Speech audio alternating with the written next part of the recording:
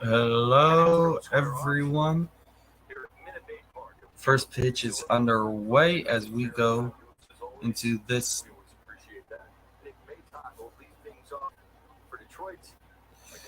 third game of the series, the seventh game of the year.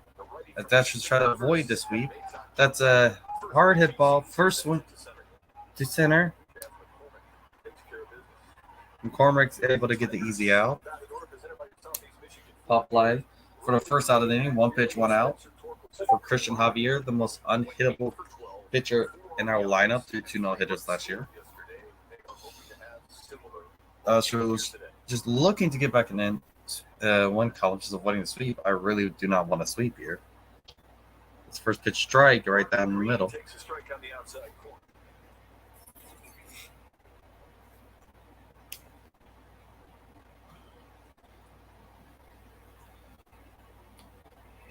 A swing and strike up in the zone.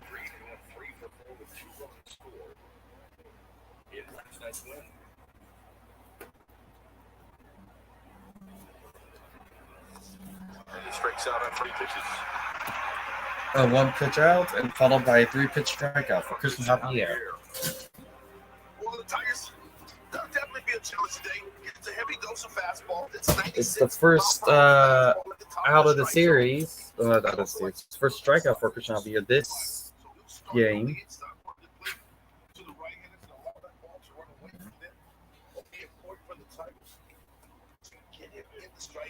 There's a call strike. All strikes have been thrown so far.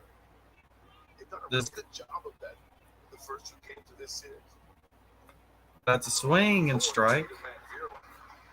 That was that sweeping slider at 79 miles per hour.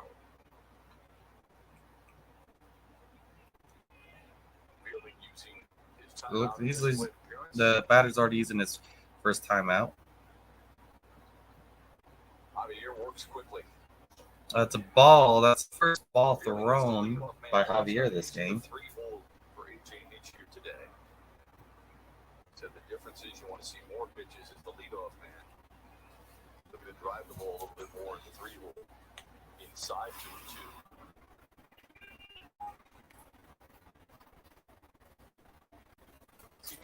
Calling balls and strikes. Jeff Nelson at third base. It's a 2-2 count. Ground ball. Righty throws it to first for an out. Fly out, strikeout, followed by a ground out to get through the inning. A quick 3 up, 3 down with a total of 9 pitches thrown. No, 10. That was 10 pitches.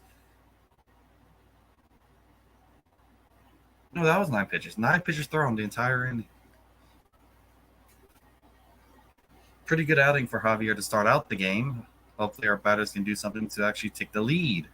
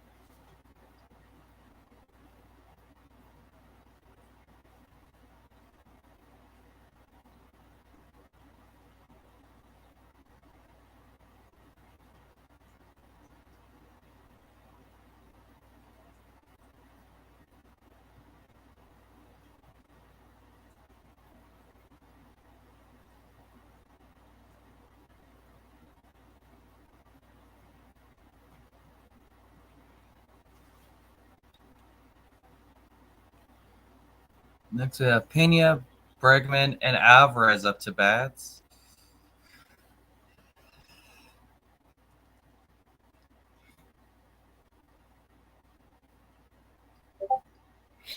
We got Pena, who hasn't gotten a hit this series.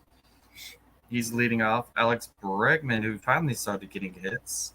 He's batting second. Jordan, who has been a beast, batting third. Abreu fourth. That's a called strike on the inside edge.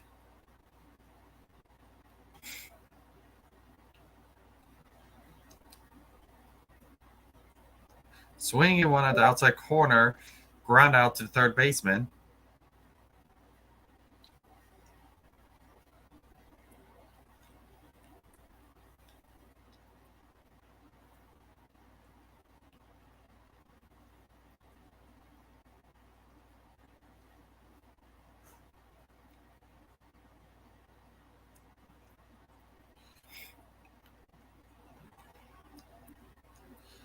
There's a call strike on the outside bottom corner.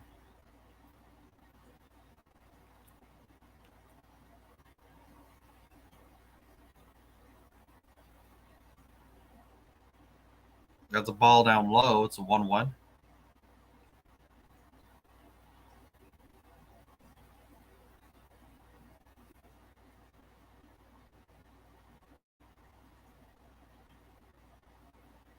That's a ball up high. It's a 2-1 to Breggy.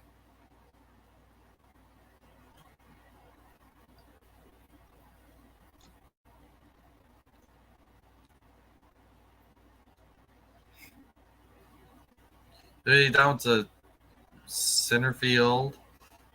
Easy at fly out. Not much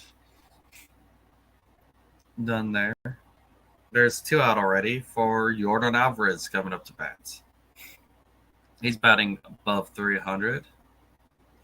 333 batting order.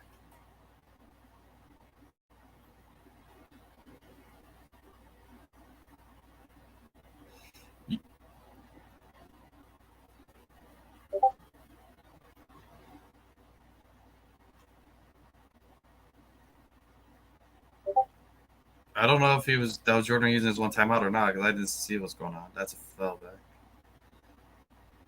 Oh, 1 count to Jordan.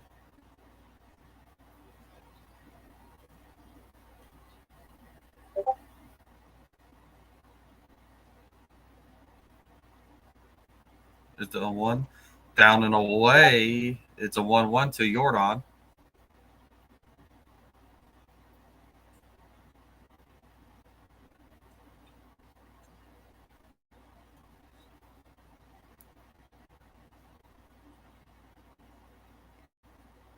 That's hit. A 2-out single for Jordan over the leaping shortstop into center field.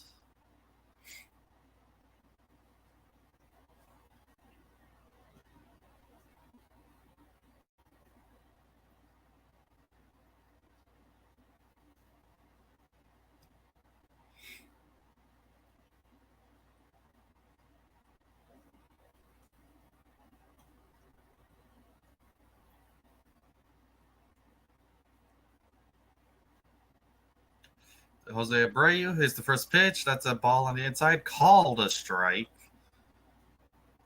0-1 count to Jose Abreu with Jordan at first.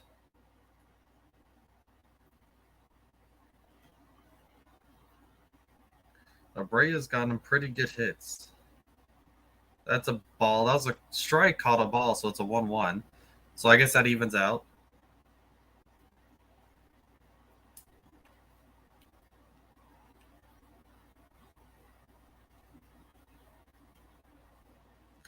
That's a ball down his zone, right to the third baseman, who's able to do a spin throw. Throw the first to get Astros first inning 1 hit. But Abreu isn't able to do anything, at least at that at bat, and it's still tied at 0 apiece. As we go to the top of the second inning, the Tigers 4, 5, and 6 are up to bat.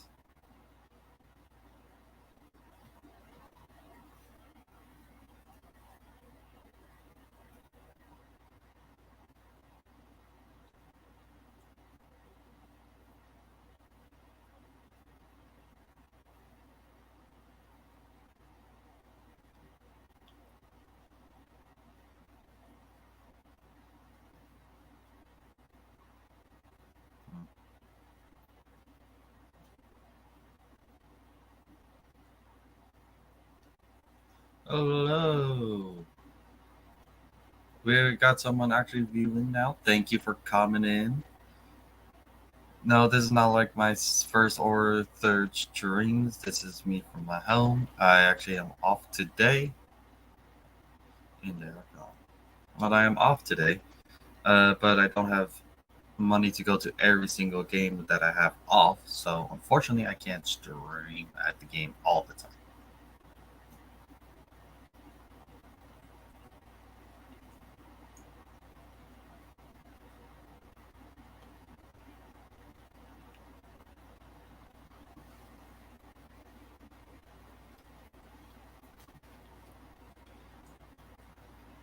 Oy.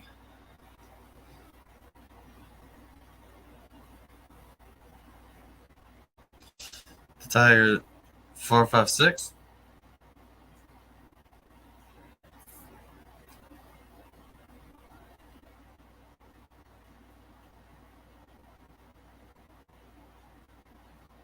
Javier, first pitch strike. That's the fourth bat in a row. Javier pitched first pitch strike 2. He's only thrown 2 balls. There's the second pitch. Hit right up the middle, off the mound to shortstop Jeremy Pena, thrown to Abreu for the first out of the inning.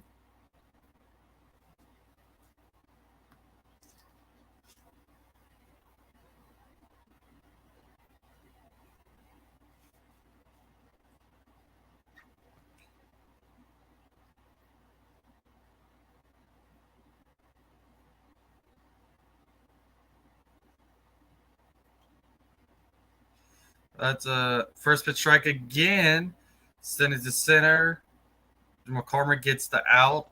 There's a second out, 2 outs, and 3 pitches.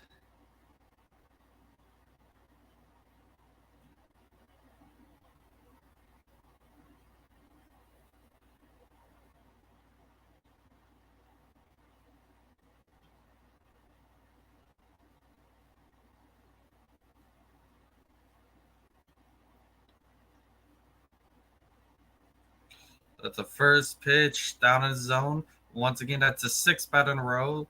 First pitch strikes for Javier. He's just attacking the strike zone. That's fouled off. It's the 0-2 count.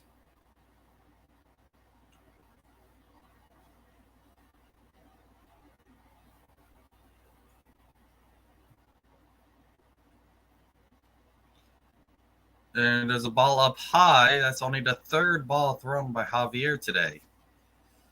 It's the 1-2 count.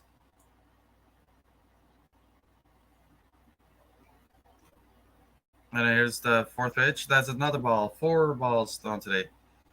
There's the 2-2. That's 2 balls thrown way so far out of the zone. Not even close. And here's the next pitch. What's up, Astros McGee? Foul tip to get the strikeout. And Javier gets his 2nd strikeout of the game. Tucker, Hensley, and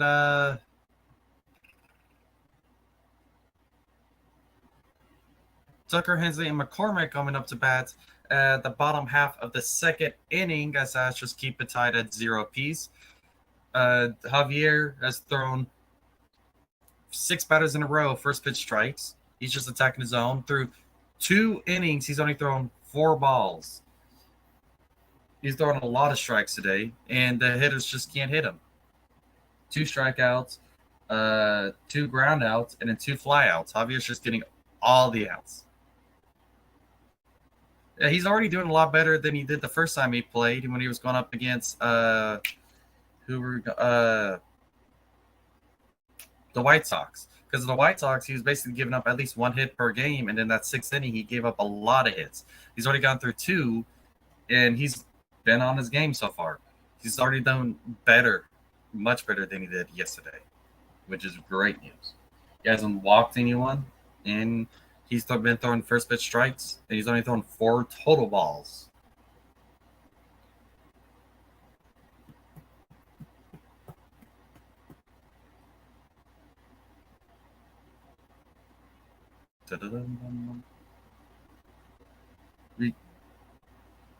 Astros, I'm really just hoping we avoid the sweep so we can go in 2-5 into the next series. I'd like to go in 3-4. That's a bit of a better record, closer to 500, not a horrible record.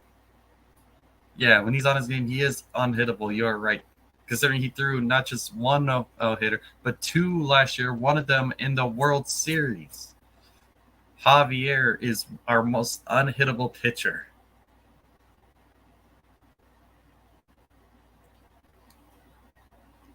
And here's the first pitch to Tucker this game. That's a ball down low. It's 1-0 to Tuck.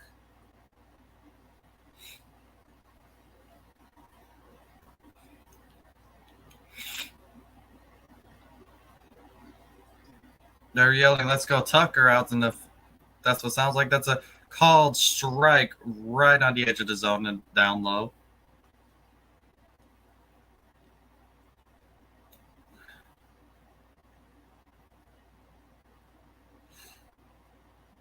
I'm not either. I just don't like being swept.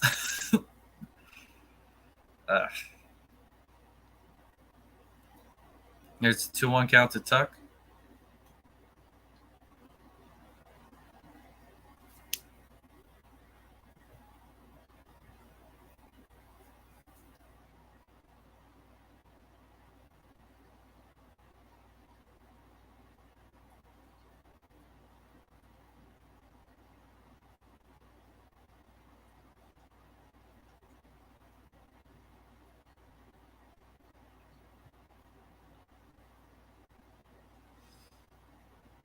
Well, some limit. Yeah. There you go. That's a called strike 3 on the outside bottom corner to Kyle Tucker.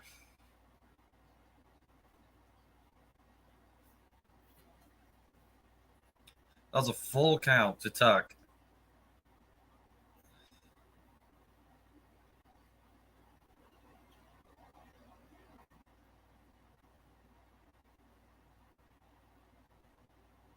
That's a ball on the outside to David Hensley.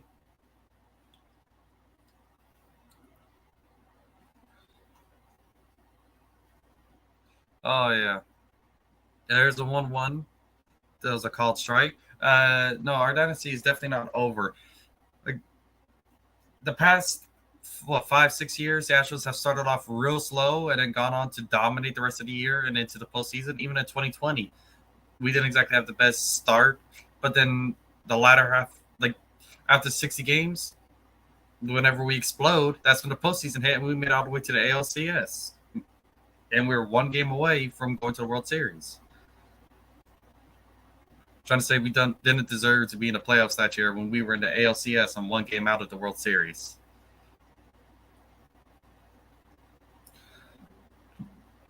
There's a hard hit ball, base hit to left. A 1-out single for David Hensley. Chaz McCormick coming up to bat with the runner on first. 1 out.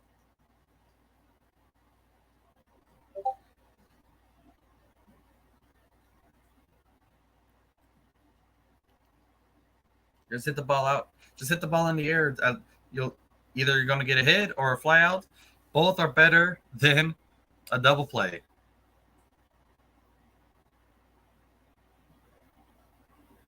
Yes, we 100%. We flip the switch in the playoffs. Once the playoffs hit, we are one of the. Not just one of. We are one of. Every year, we're one of the best teams. We'll always be. We've been in the LCS for 6 years in a row now. 17, 18, 19, 20, 21, and 22. We're about to make it 7. We are hunting for the all-time MLB record. We already got the AL record. Now we're hunting for the all-time MLB record. That's swing and strike. It's 1 ball, 2 strike to McCormick.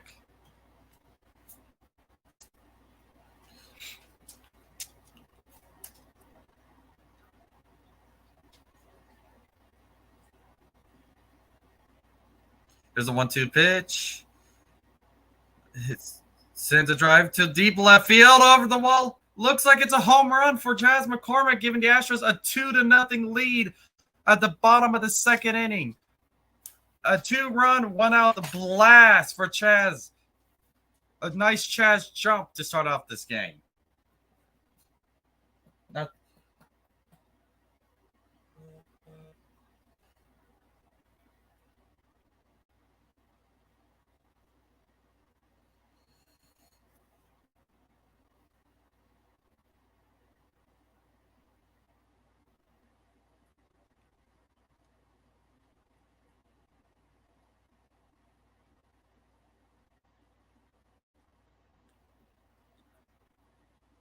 that's a ball up high.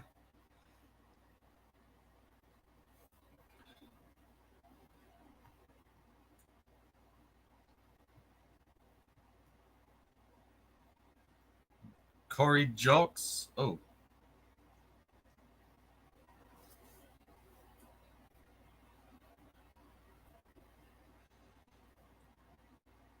Swing and strike. It's 1 ball, 2 strike to Corey Jokes.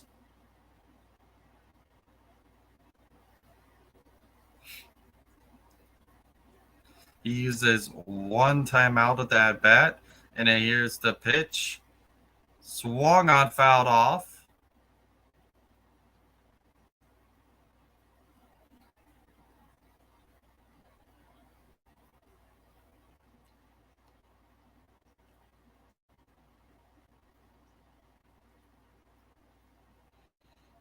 There's a high pop fly. Catcher catches it right at the batting circle.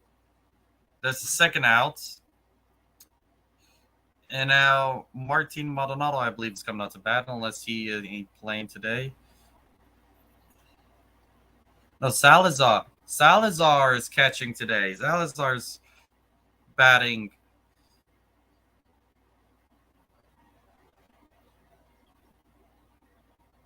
That's a ball on the outside. This is his first at bat of the year.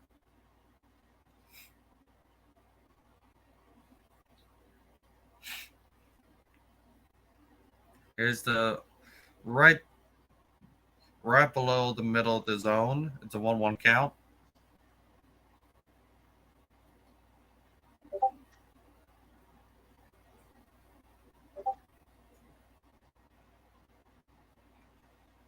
Fouled off. It's 1 ball, 2 strikes to Salazar.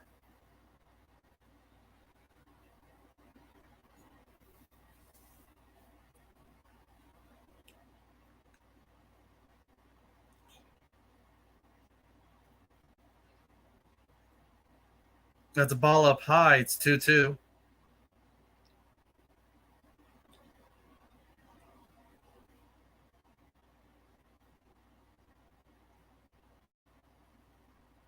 That's the ball down and away. It's a full count to Salazar. 2 outs, no one on.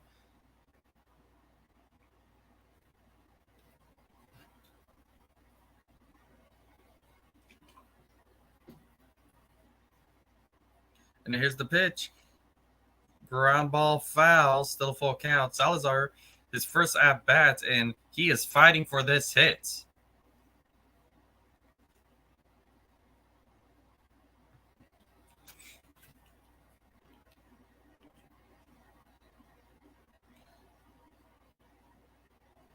There's bounced fair, barely. The first baseman gets that final out of the inning. And the Tigers get out of it. But the Astros are able to score in the bottom of the second inning with a 2-run blast by Chaz McCormick to take the lead 2-0.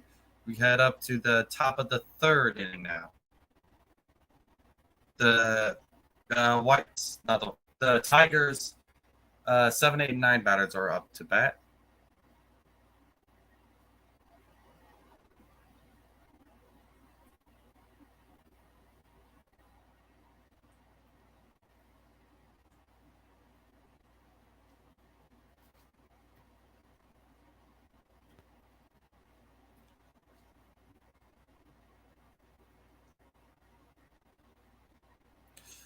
It might not have been a hit for Salazar, but that was a very good at-bat, first at-bat for Salazar.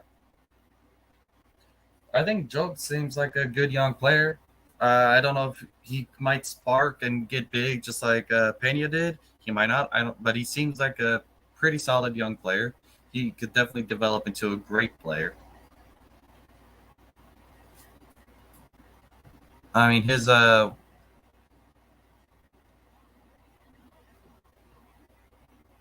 mean, I know it's early into the season, but he's batting 250 right now, so he's done pretty well.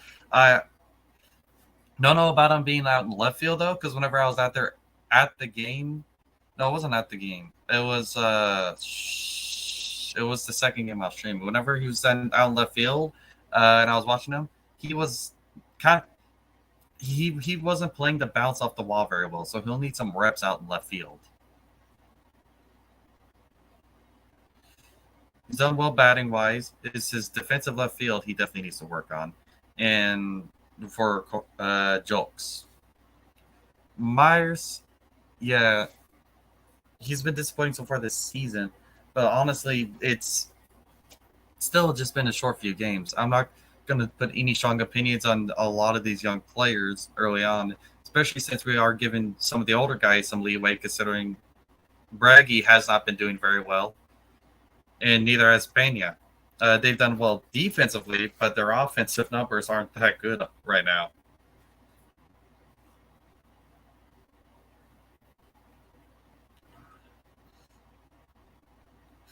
And Javier has thrown his the first pitch ball all game, but he comes back with a strike, making a 1-1.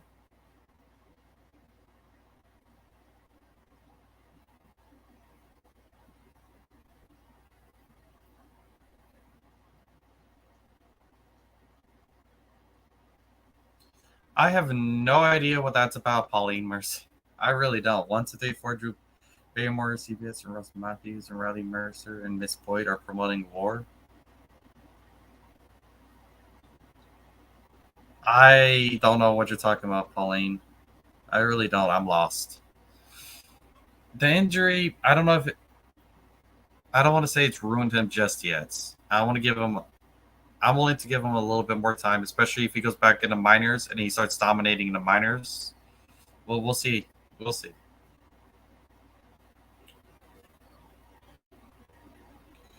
Jam, first hit given up by Javier, and there's the 1 out single for the Tigers.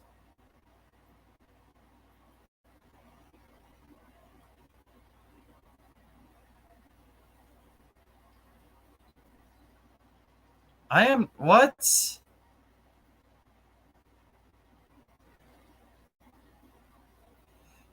Dude, if you, you know nothing about me if you're calling me a Biden student. My gosh.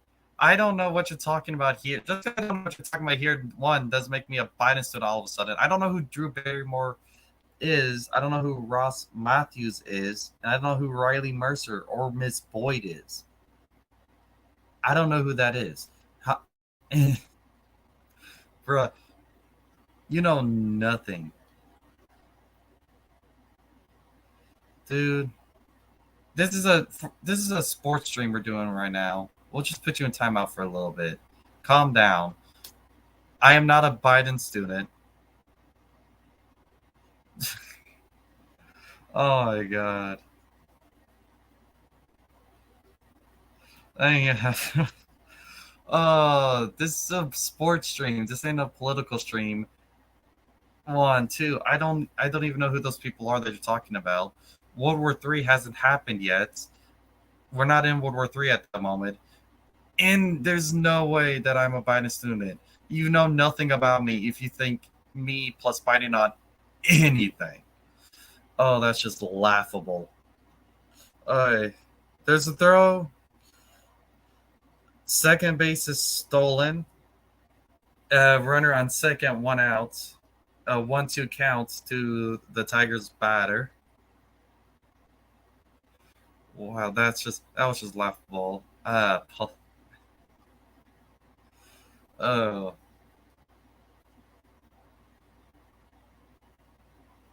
that is laughable. the other way.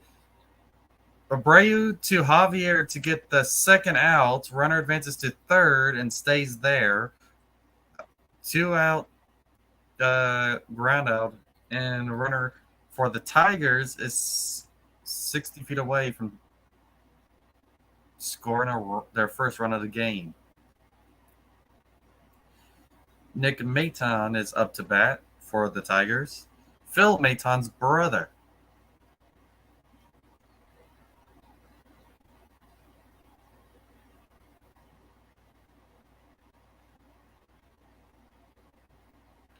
A check swing strike.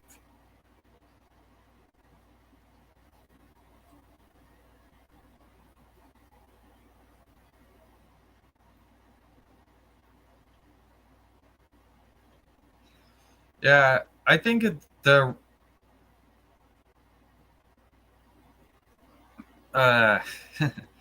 people are going nuts because of it, but honestly, I I don't hate politics. I will talk about it. It's just this is more of a sports channel, so I don't really focus on it too much. But I have talked about it in the past and on this channel. And if you go on there, you'll know where I stand on certain issues. I honestly think it was this real Braggy fumbles the ball and allows the base runner to reach first on it's either going to be an error or a base hit. I don't know how they're going to score that, but I would do it an error because Bregman, even though it's a difficult throw, he can make that throw. And that's a 2 out score to cut the deficit in half. The Tigers are now only behind 2-1. But yeah, I think it was a dumb move. One, there's no case against Trump. This is clearly 100% politically motivated. They've been looking for any way to convict Trump. Period. And it's going after some former president opens Pandora's box because now that's a precedent to go after other political leaders of other political parties. And now we're just going to be arresting our people who disagree with us, looking for any reason to arrest anyone that disagrees with us. That is not a good precedent. That's not a good place I want to live in. I think it was a dumb move. I don't think it's going to go anywhere. People are freaking out. There's some legitimate fear, but it's because of the president that was set. But outside of that, I think it was just a dumb move. Now back to sports. Say, yeah, I'm sure that's what most people are here for. I don't know.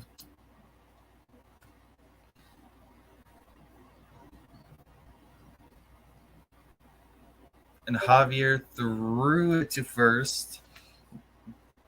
Nearly got the guy, but not.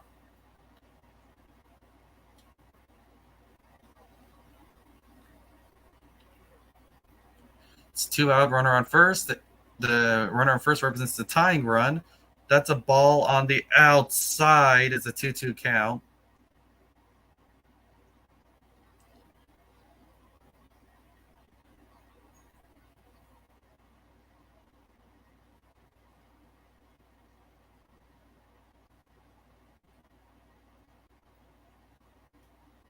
The box score. Video playback error. I need to fix that. The box score right now. The Tigers are losing. The Astros are winning by 2-1.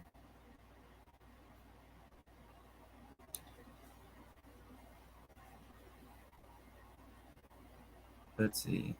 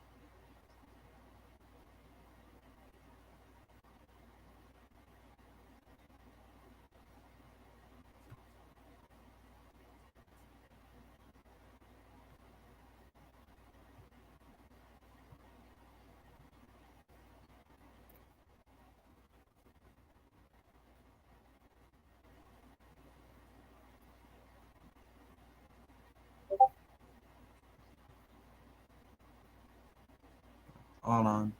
Just one moment.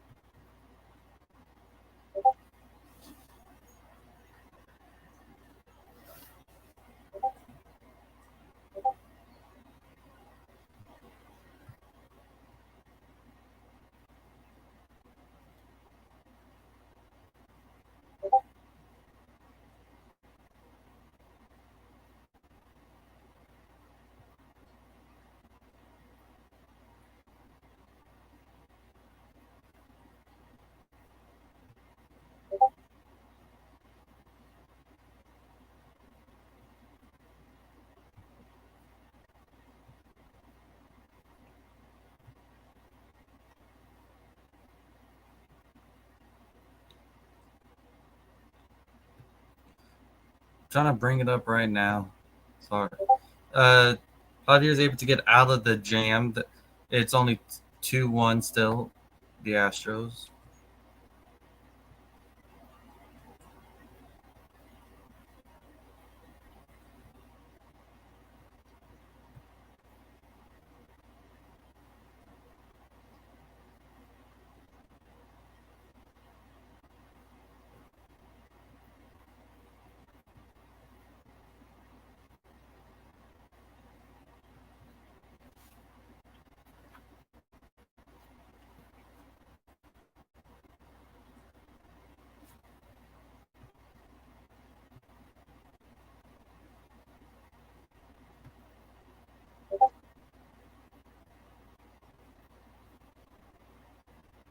There we go.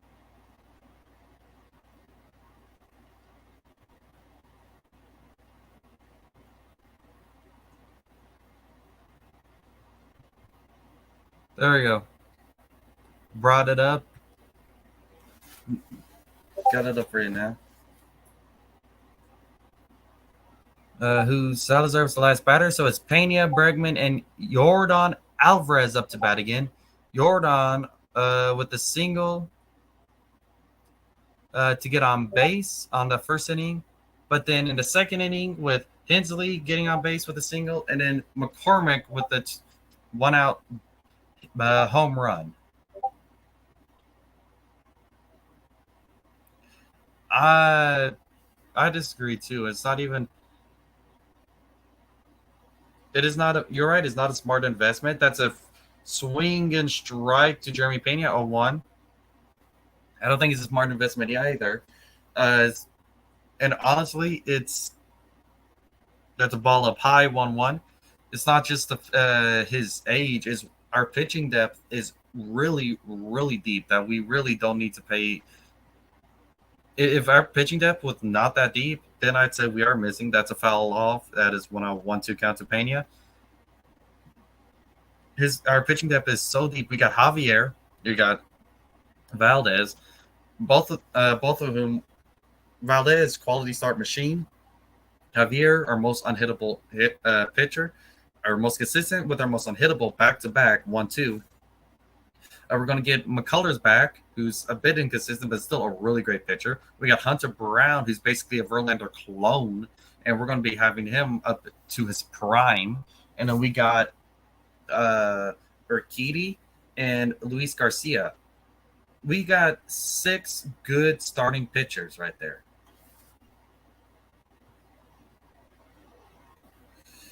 And so we are good in the starting pitching department. Our pitching depth is deep.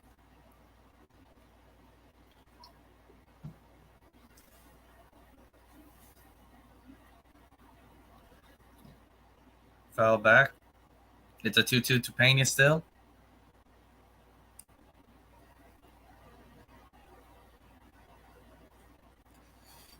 Sunday navies today. At least I am. They're wearing the home whites. That's a ball outside. Got my 2017 patch on this jersey.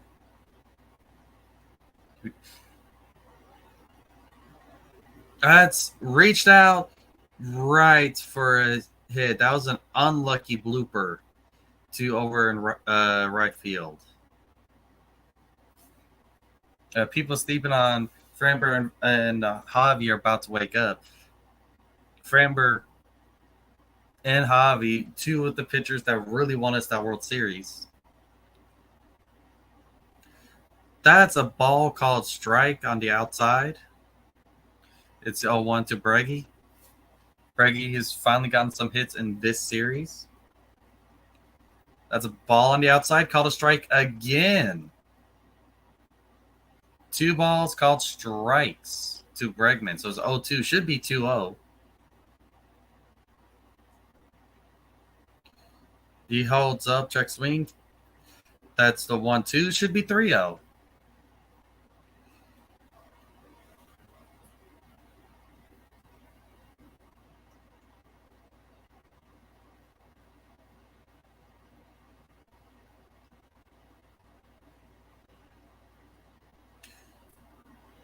That's a ball on the outside. That time it's not called a strike. So he should be on base now. That's 4 balls. 2 of them were called strikes. Bregman didn't swing at any of them. And yeah, our bullpen is 100% legendary. The fouled off. It's the 2-2 to Breggy. Should be 4-1 at this point.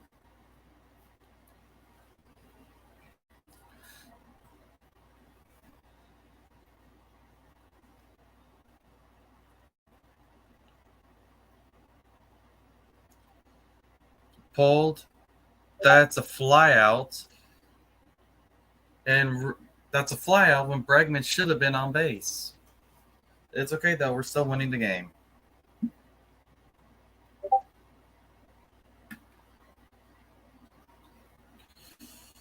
Can't trust this umpire when it comes to the outside edge. This umpire, that's a ball down and away.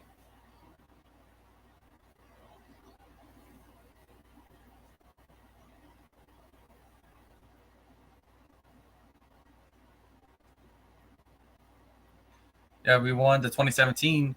But in 2017, it wasn't all offense. The Game 5 was offense. But don't forget, we still had a pretty decent bullpen. Wasn't as legendary as it is now. And our pitching was also pretty darn elite. We got Verlander. We still had we had Verlander. We had the Dallas Keuchel. We had like our starting pitchers. Every single one that left ended up being an ace on another team. We had pretty deep pitching when it came to starting pitching. Our bullpen, honestly, not as good as it was in 22, but still very, very elite. And yeah, that spot on 22, that spot under the 22 banner does look empty. We need to fill it up this year.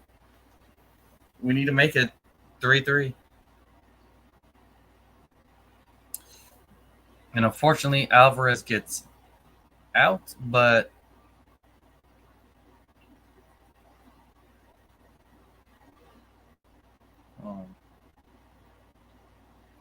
I'm refreshing that page because it's still on the Alex Bregman one. Dallas Keuchel, he went to the White Sox afterwards, and he was pretty good there for like the first year, but then he fell off the face of the earth, and then he went to a few different teams, and right now I think he's just a free agent.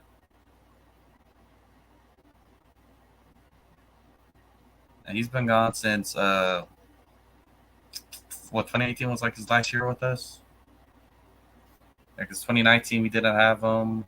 Our 1-2 punch going into that World Series was Verlander and Cole, and then we had Greinke. Like our starting pitching has always been good, honestly.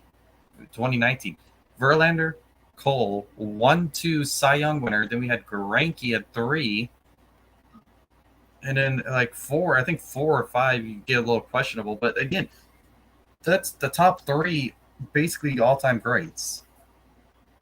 Yeah, he's.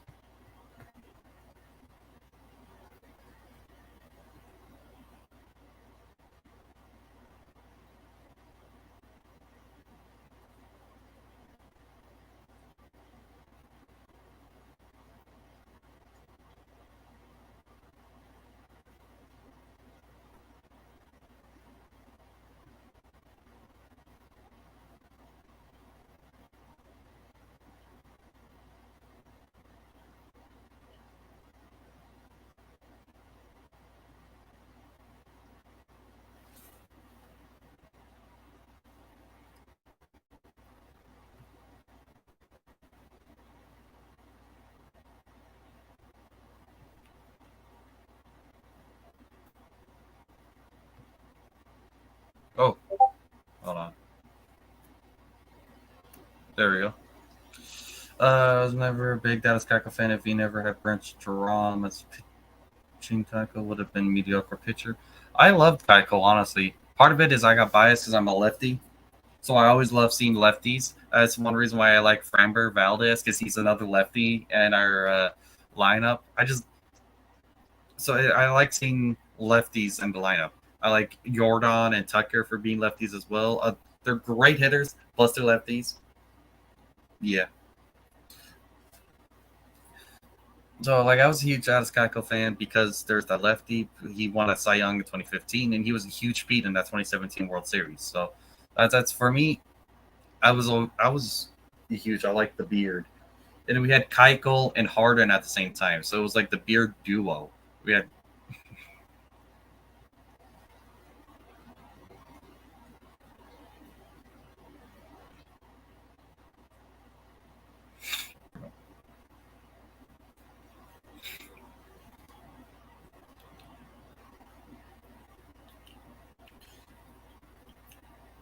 it's a it's a full count to the first batter of this the top of the fourth.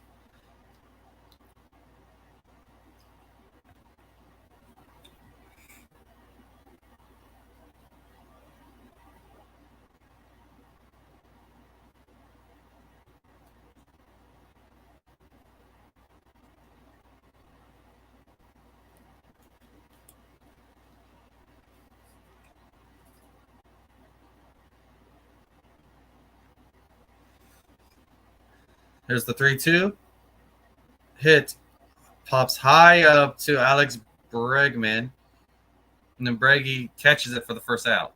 Uh, I think everyone honestly likes Chaz McCormick for the most part. It's a lot of people just love him.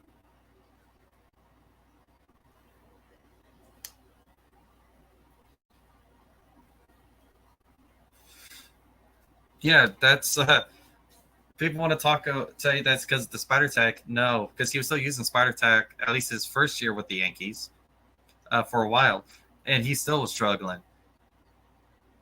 Drive to right, Tucker to the warning track, catches it for the second out.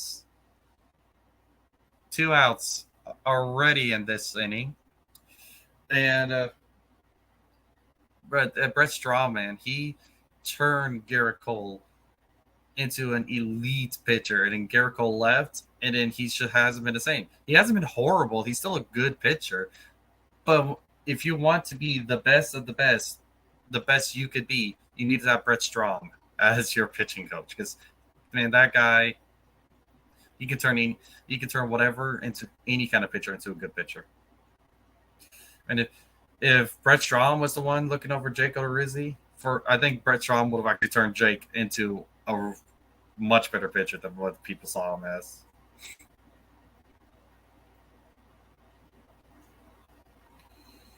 He helped Dallas Keuchel be a Cy Young winner.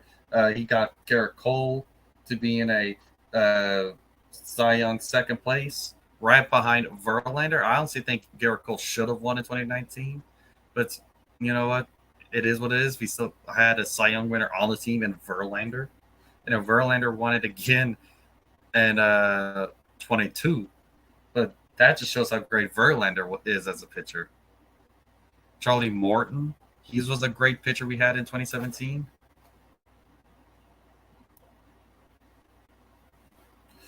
In 2017, we had a lot of good pitchers, man. Like people talk about that batting lineup, but no, our pitching lineup was good too. Charlie Morton was another one. I don't think Odorizzi's top two in terribleness. I don't at all. Now, for me, he is mediocre, but he just seems that much worse because of the how great this pitching lineup has been for the Astros for a very long time. Like mediocre is bad for us. That's how good we are. Because if you look at his ERA and a lot of his stats, he was literally average. He was an average pitcher. But when your lineup is a bunch of elites, average looks bad. Corbin is one of some of the worst pitcher all time. Oh,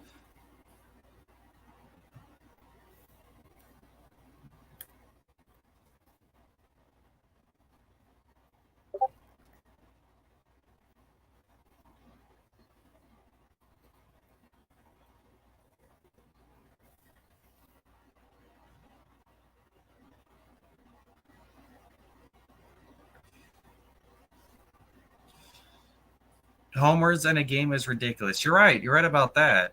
But if you want to just focus on that, I mean, Lance McCullers Jr. gave up 5 homers in a game. And a shot to the center field, Abreu, nearly a home run as it is caught on the wall. McCullers, he gave up 5 home runs in a game. That, just saying.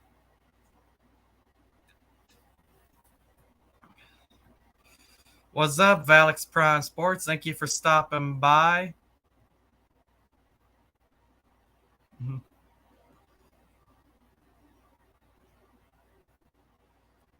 Tucker, that is going to go over the wall.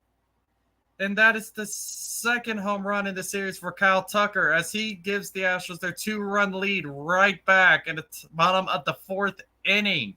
The Astros now lead it 3-1.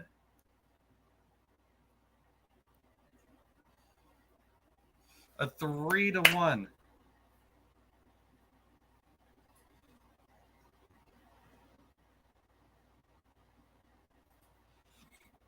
Injuries is definitely a major issue for McCullers. Tucker, Dixie Tucker, wow. I love Tucker so much. 3-1 Astros. When he's healthy, he is elite. But it's not just when he's healthy, though. When he's healthy and he's on his game. Because he is a very emotional pitcher. And what I've noticed with him is if he is frustrated with himself, if he starts struggling a little bit, it gets to him, and then he just falls off for it. If he gets out, he's great. But if he starts struggling, he's just going to struggle the whole game. He is not a pitcher that can rebound very well. He's not a rebounding pitcher. But yeah, you're right. When he's healthy, he is elite.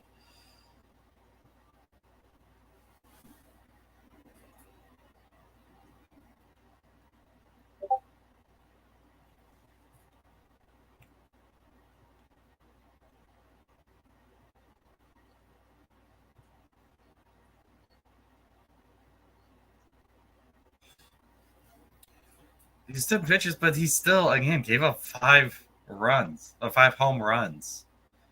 I'm just saying, if you want to go after a pitcher, it's as for 4 home runs.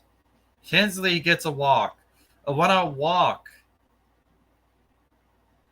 And McCormick is coming up to bat. He homered already in this game, giving the Astros a 2-run lead, the first 2-run lead of the game.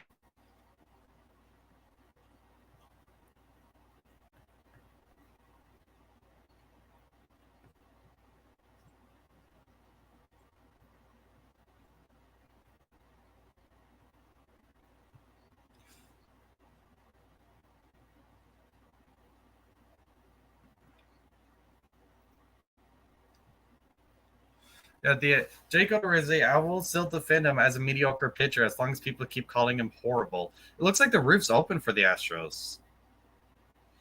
That's a hit. Right center field. Running to the warning track. Lands over the wall. An automatic double.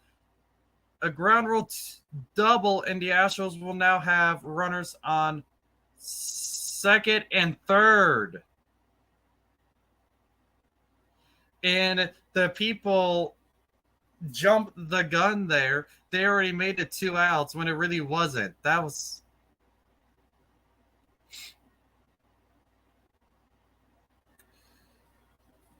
McCormick sent 2 balls over the wall. One of them for a homer and the other one for a 1-out automatic double.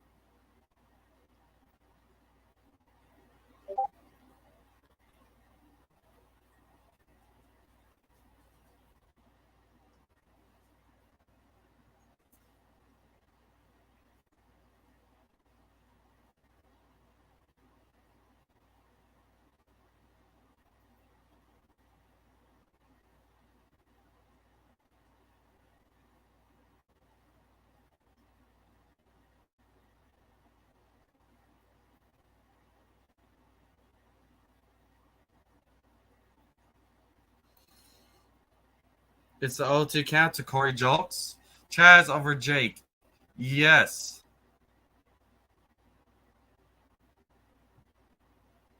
Miles Straw, he wasn't the worst. And it's again, this is Dusty Baker for the hate on Miles Straw that some people have because he really wasn't the worst. He was a really great pinch runner and pinch defender because of his speed. That's the thing, though. A pinch runner or pinch defender, not a starting center fielder. But that's what Dusty Baker tried to do with Miles Straws a lot because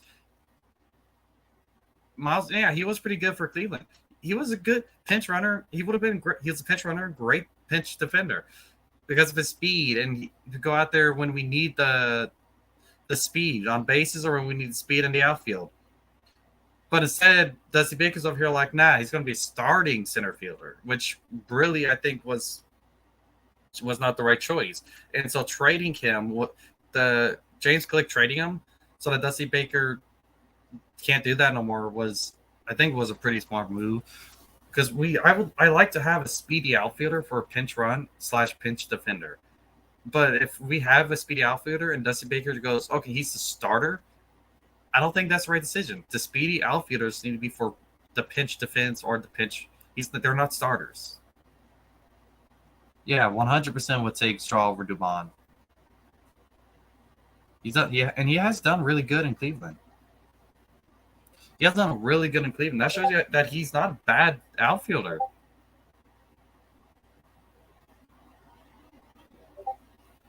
It's just, again, that's a reason why Miles Straw is gone. I would love to have kept Miles Straw if he was a bench player that we used in key moments. Because he would have been very helpful in key moments. If we would have been able to keep him and been smart about it, we probably could have won that 2021 World Series. But again, it's Dusty Baker just likes to use them speedy outfielders as starters.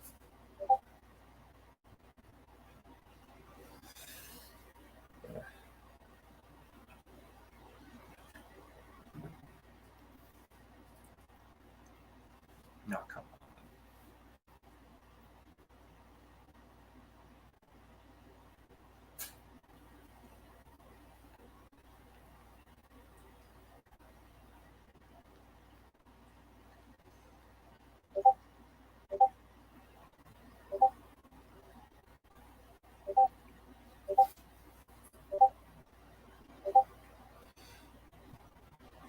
Our offense was shut absolutely in 2021. But could you imagine if we had a pinch runner, we got on base, and then we need to score, we're down not that much, and then we put Straws out there on base, and then instead of hitting for the fences, we're just trying to get a base hit so we can get the guy around to score.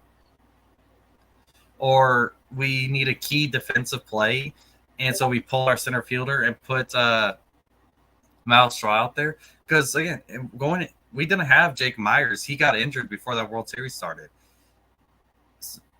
If we would have had one more piece in our offense, I think that would have helped. I think that would have been a huge difference. Because one piece, you sit there and you might not think much of it, but that could be a big difference in an offense.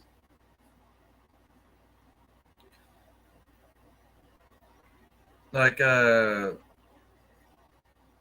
example, you take Jordan out of the lineup. Jordan, he's just one piece. But you take him out, and then hitters all around him don't hit as well because they fear Jordan, and they don't want to pitch to Jordan. You take up one of the – and same thing with Tucker. You take him out, people fear Tucker. They don't want to really pitch to him. All of a sudden, people around him don't bat as well because they don't have the Tucker fear. One piece could be a big difference in offense.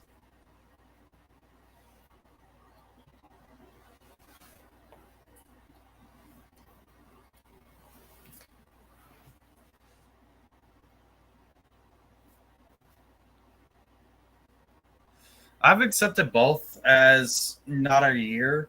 I would like to have both years back, honest. 2021, I was just happy to make the World Series that year. I really was. But 2019, we were I'm with you with 2019. We were the best team in the league, and we couldn't win a single home game, one home game, and we would have won it. and we've lost against a wild card team.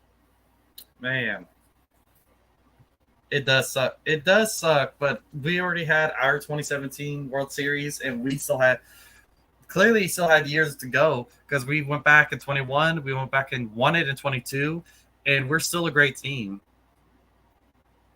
It kind of takes it sucks, it stings, but I mean, we're good. I remember when national fans were going after me because this was before I was streaming. I was doing reactions to the games. I reacted to game 1s and 2, and then I reacted to 3, 4, and 5, and I reacted to 6 and 7. But for some reason, every national fan for a long time, they for some reason didn't see game 7 reaction. And so they just went to game like 5, and then they're like, "Hey, where's game 6 and 7?" And I'm like, I reacted to them. They're uploaded. It's like, "Oh, you're not a real fan. You didn't go through with all the games," and I did. 6 and 7, they're done. I reacted to the loss and everything. I said, "Congratulations to national fans." And you're saying I never did that. I'm just laughing because I'm getting comments on game 5 reaction, acting like I never did a game 6 and a game 7. Like, national fans are just kind of wild.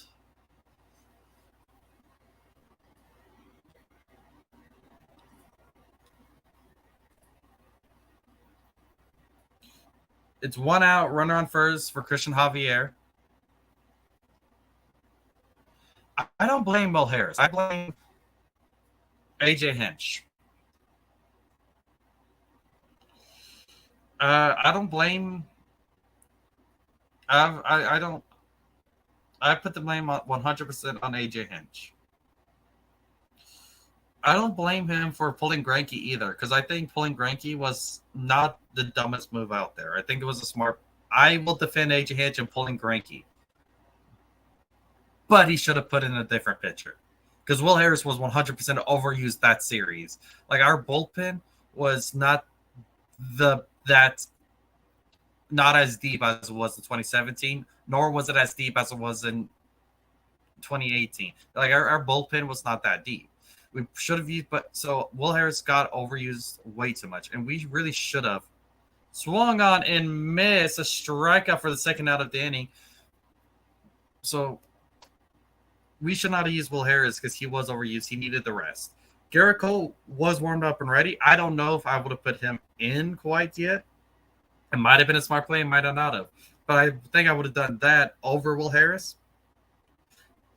And then there were like maybe put like a different bullpen arm. Just any other bullpen arm, just outside of Will Harris. Maybe we still have Brad Peacock on the team. Throw him out there. Tucker has nobody behind him in the batting order and still hitting well. That could change. Oh, yeah. Oh, Tucker's as soon as Brentley and Altuve come back, this lineup's going to be super deep. And it's not, and he doesn't have nobody because McCormick has been great in electric this game. So he has been someone you don't want to pitch to. So there is that still. All of these, we've got him. So we'll have Brentley, Jordan, Altuve, Tucker, Brentley, Jordan, Altuve, Tucker, McCormick, Pena.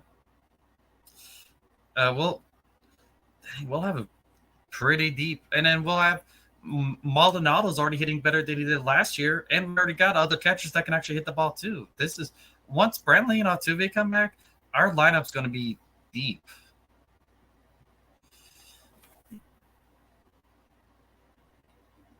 Yeah, I see people feeling that, and I think some of that has to do with hindsight, because hindsight is 2020. You pull them. Some people, Abreu, you're right, Abreu. I can't believe I forgot about Abreu. That's at least.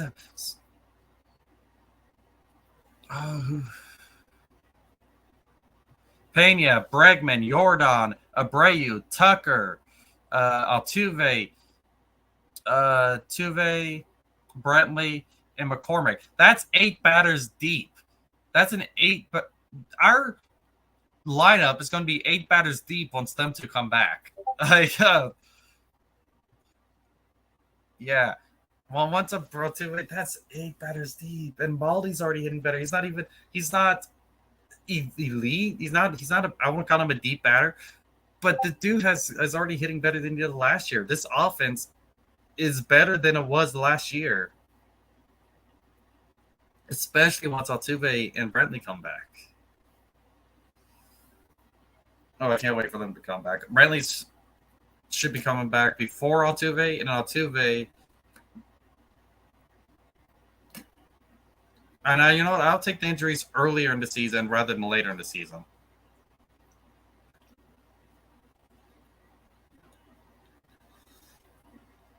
And Javier has gone through this inning, and he still has only given up 1 run with the Astros lead by 2. Yeah, I can't believe Abreu. He's a new first baseman. This is an 8 batter with everyone healthy. This is at least an 8 batter deep lineup, and then you can pull Maldi out to put Salazar in, who's clearly works the count. Maldi at least works the count too, even with his struggles. And let's go. So we got Molly who can work the count at the bottom of the lineup. Salazar looks like he's been working the count at the bottom of the lineup. Who's our other catcher that we've been using? Jokes, he hasn't caught behind the plate.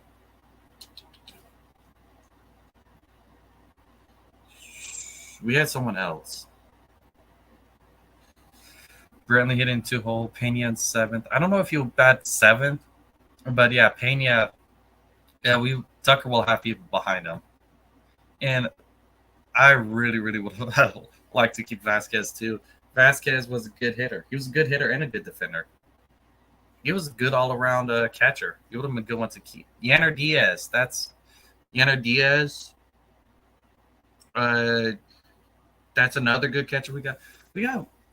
Why do you have so many catchers? Because there was one more that there's also one more that was batting that neither one of us that I didn't know anything about yet.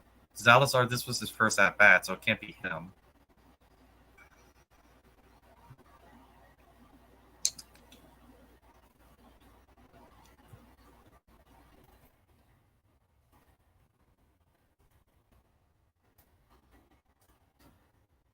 We got Corey Jokes. He hasn't caught yet. Yanner Diaz, Salazar.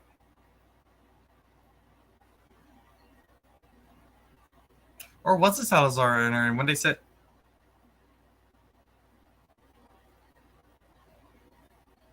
I don't think Donna Brown. I don't know. We got a lot of catchers. Corey Lee. We just need someone to be. Really needs to look for a replacement for Maldi, because I know we all like Maldi, but he is up there in age. Corey Jux is an outfielder. He needs to work on his. He really does need to work on fielding. Then I really didn't like him fielding over there in left. He really wasn't.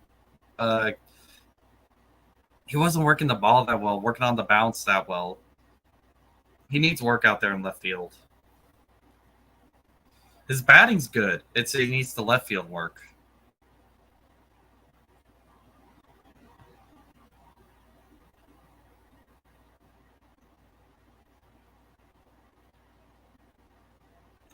Vasquez would have been a great replacement for Maldi. Really great defense. He's really great defensive catcher, and it's not. He caught the no-hitter in the World Series, so you can't say that he's not a good. He can't call a game because he caught that no-hitter in the World Series, but he was also much better offensively than Maldi was. So yeah, he really would have been a great replacement.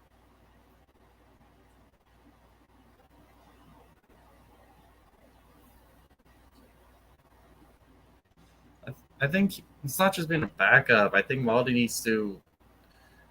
I would like Maldi to coach the young guys. to get them, help them get to a spot where they're, they're looking to see if Fanny got out.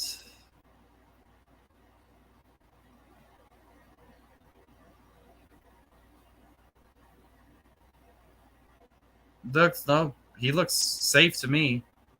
He looks safe. Pena looks safe. Pena's got a hit, I think.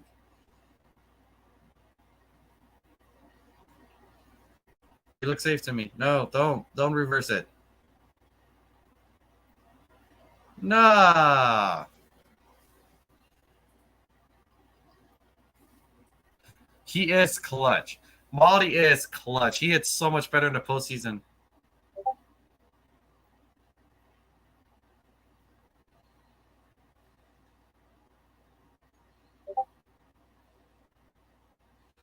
Pena lead off out.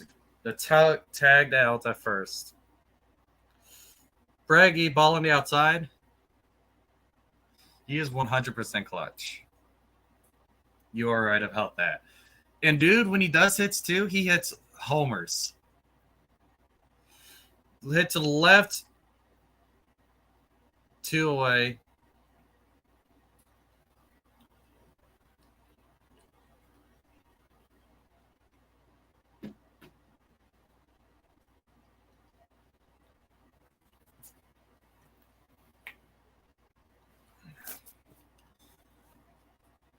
The Astros lead at 4-1.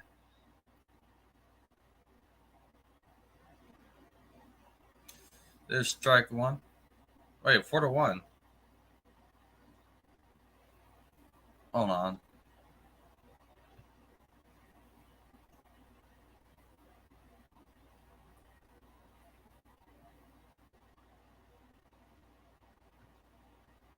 Refreshing that page again because that is clearly not up to date. Because we're in the bottom of the fifth. There we go, 4-1.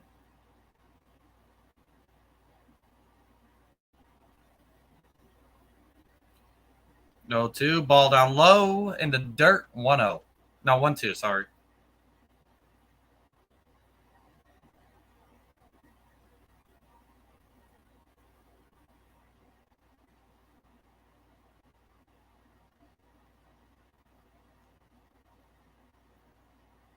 Foul tipped. It's 1-2.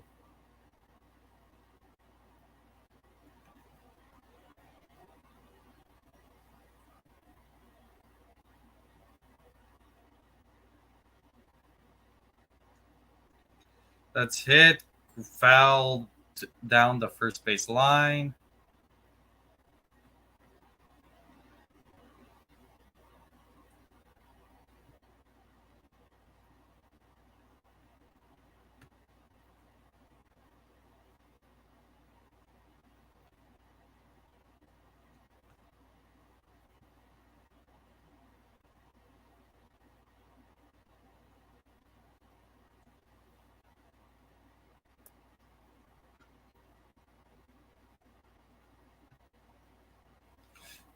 Twins are on fire right now. I want to go to Minnesota with a win and momentum. Then we can show Minnesota how champions play baseball. Robin and Correa face to say hi to Vasquez. I like to say hi to Vasquez, and I don't think about Robin and Correa's face because it was kind of a mutual let him go thing because Pena was coming up and we had a lot of faith in Pena and he pulled through.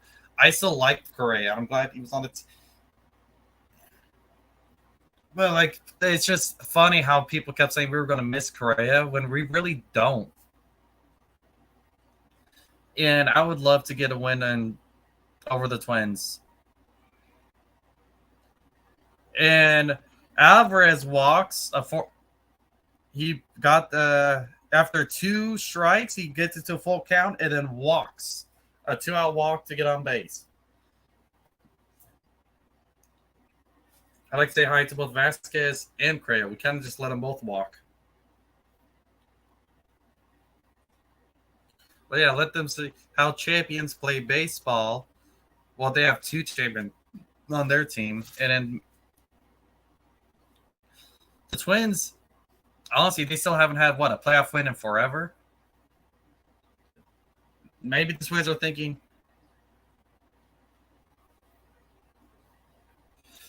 Pena 100% has a chance to be better than Correa ever was.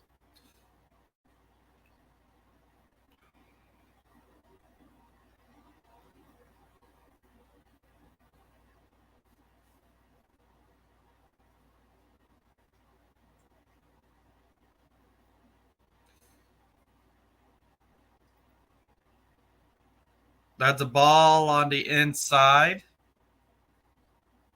Yeah, Pena 100% has so much potential here. He could be better than Correa. Like he could definitely be an overall better batter than Correa, but I don't know about clutch because that's very difficult to be more clutch than Correa was.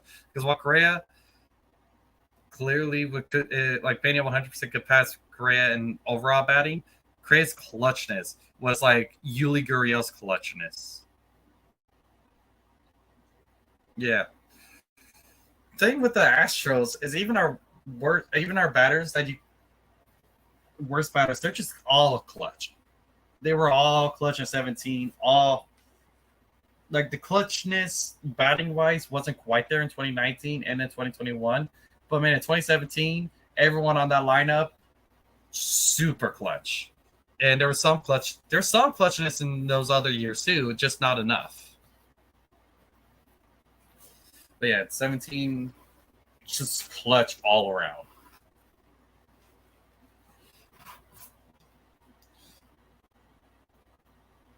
You never won both. You're right about that. But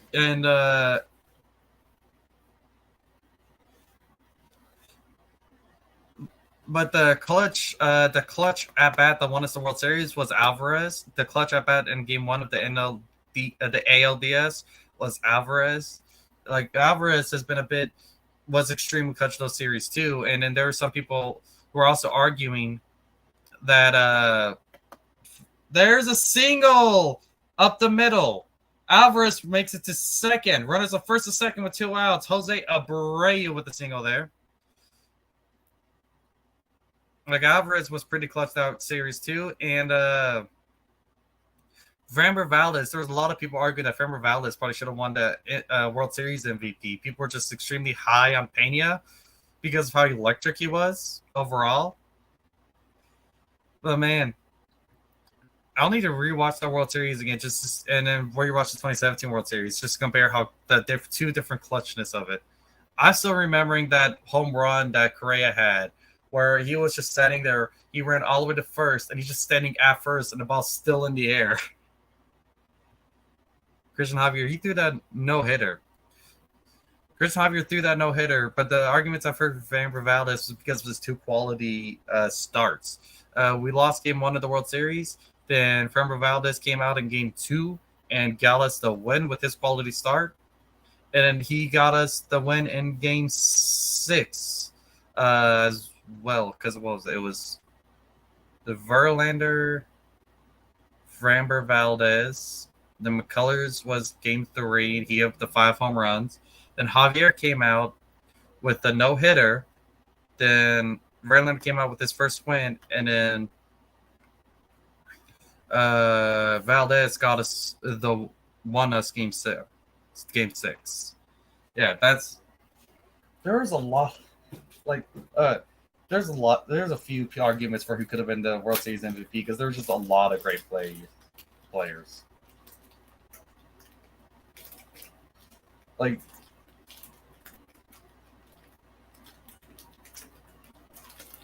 there were a lot of great players. There were a lot of clutchness. There's like Javier, the no-hitter win the World Series was amazing.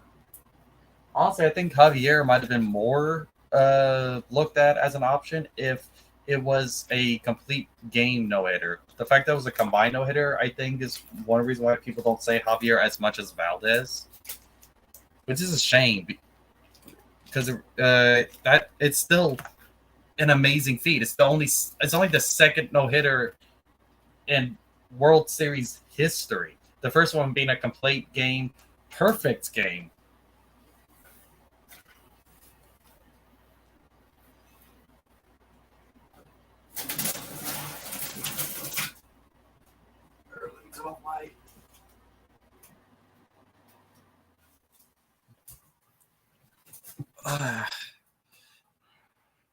Kyle Tucker's up to bat. He homered the last time up. That's a swing and strike one.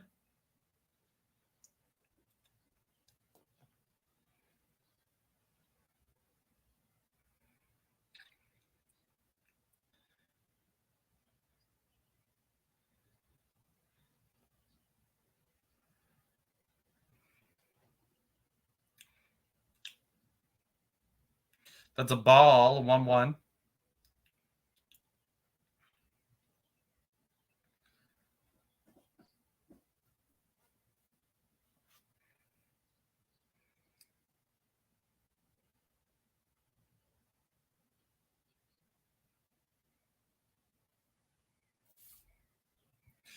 I get that was Dusty's fault and everything. That was a fielder's choice, runners out. The inning is over. Kyle Tucker, unfortunately, wasn't able to bring in any more runners, but we still lead 4-1 with the 3-run lead. And yeah, when it comes to the regular season, I think more likely we probably should let pitchers go in deep if their pitch count is still low enough and they're throwing a no-hitter, because that's a moment in history. But if their pitch count is going up and you're in the World Series, it's a very tough call, because winning the game, I do care more about winning a World Series game, honestly, than throwing a no-hitter in the World Series. The fact that it was a combined no-hitter was amazing. If it was a perfect game, I think I 100% would have left Javier in. It was a perfect game still. It's like that pitch count's going up, but he still hasn't allowed a single base runner. Yeah, keep that guy in. But the fact that it was just a no-hitter, wasn't a perfect game, and wow, it's just, I think in the World Series, I care about the win more. Yeah, Mike Fiers, he threw 158 pitches. Yeah, there's a lot of pitchers out there that can throw a lot of pitches. I don't know what Javier's highest pitch count was. And honestly, that is a crazy number. That's going 158 pitches. But it's it's just, again, it's just in the World Series, I do care more about winning than I do about throwing a no-hitter.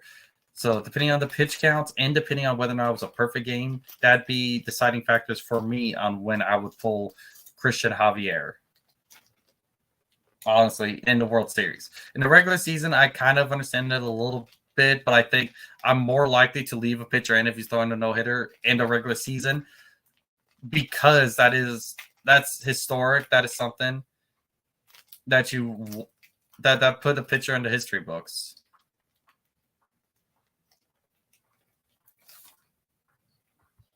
It's cool. Unfortunately, he is a part of Houston Astros history as one player who has thrown a no-hitter for us. Here's the 0-1 pitch. That is a ball on the outside.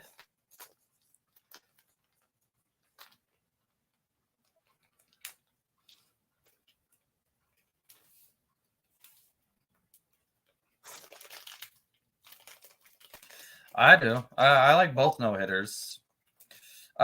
Yeah, especially the one combined no-hitter where there was no choice but to do it that way. The first combined no-hitter we threw against the Yankees, where Roy Oswalt got injured in the game, and so he was pulled, and we used the bullpen to no-hit the rest of the way. The most pitchers to work together for combined no-hitter. I'm okay with the combined no-hitter. But again, World Series, combined no-hitter, I'd be more accepting of than in a regular season. I say in the regular season, depending on the pitcher, that's part of it, depending on the pitcher, because some pitchers you really don't want to go that deep. You don't, like Les McCullers Jr.'s, I don't want him to throw too many pitches because I don't want him to get injured. But a combined no-hit, I'm okay. I like combined no-hitters. I think they're just as fun. The problem I have with the combined no-hitters are people who don't look at it the same, and so they don't sit there and look at Javier the same as others just because it was combined.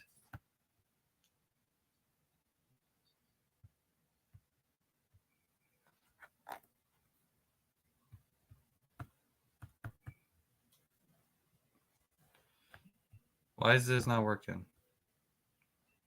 Okay.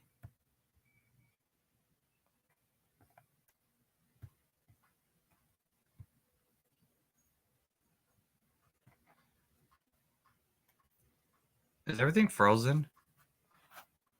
Because my screen is kind of lagging up a little bit.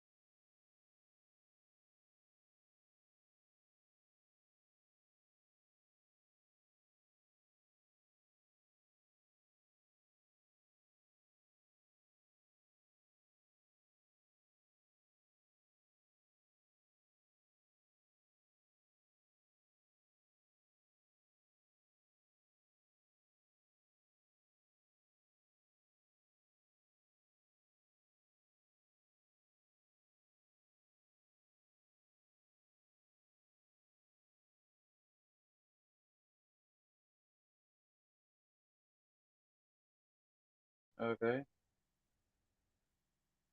I am back. I'm trying to fix what's going on here. I apologize, Astros and everyone else that was here. Hold on. There we go.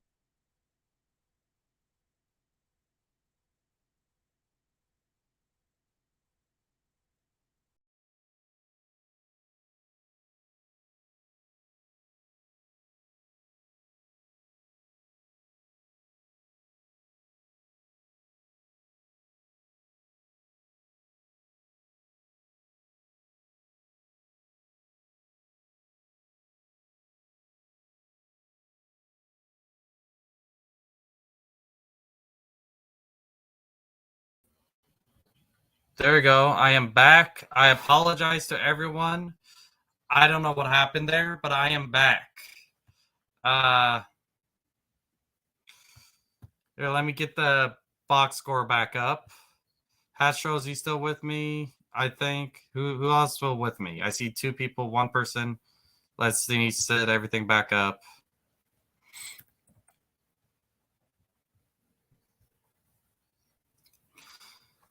So I know someone's with me still, which is good. Oh, this was not good.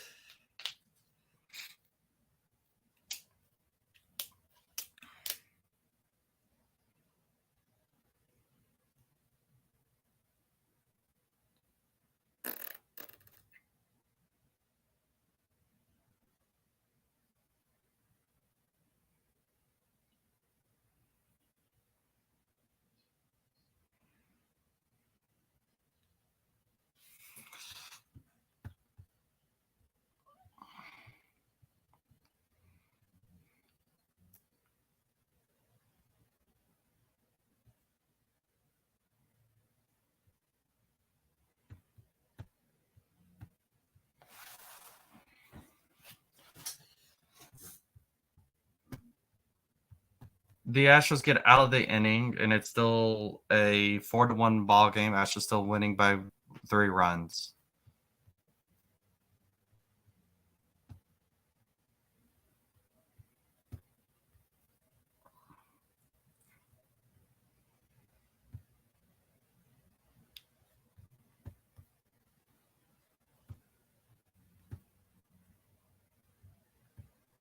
Share the screen. I'm bringing back the share.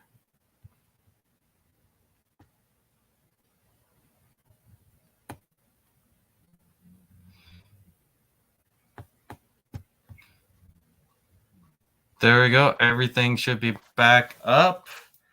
I apologize to everyone. I don't know what happened there, but it is back. We are up and running again.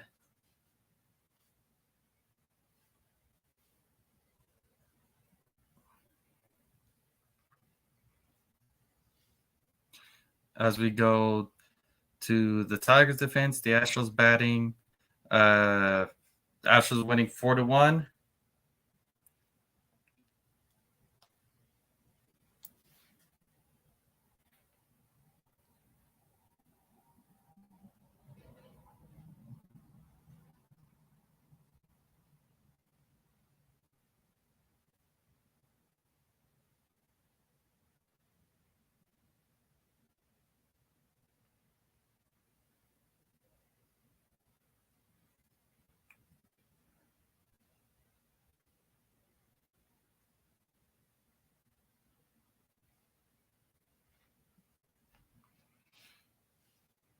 Oh my gosh. My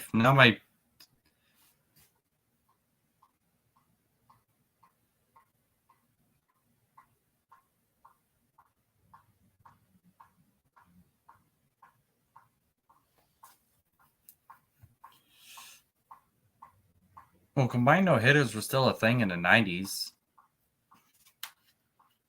I mean, when was the first combined no hitter?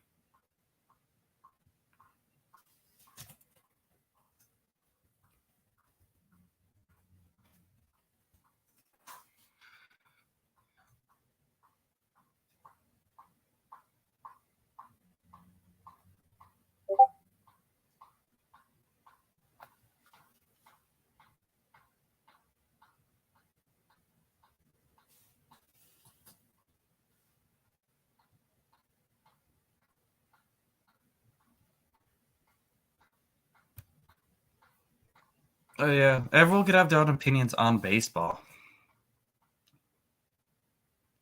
No, that was the Astros Yankees, but I don't think that was the first combined no hitter ever. Hold on.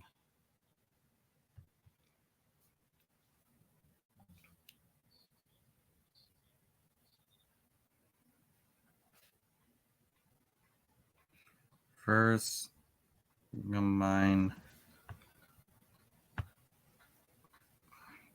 no hitter. 1917. The first combined no hitter was thrown in 1917, with Babe Ruth as the starting pitcher for the Boston Red Sox against the Washington Senators. After walking the first batter of the game, Ruth was ejected for arguing with an umpire. I remember that. I remember hearing about that fact. Yeah, the first combined no hitter was thrown in 1970 because Ruth got ejected because he didn't like a call and he decided to argue with the umpire.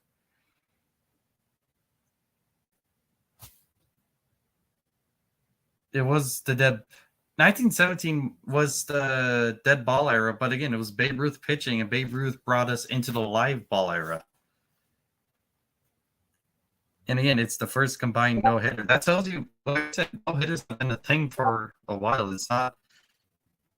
And then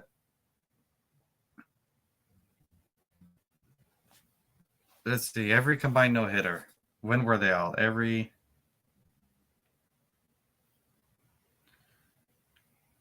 There was 19 of them. There have been 317 no hitters total, but only 19 combined no hitters.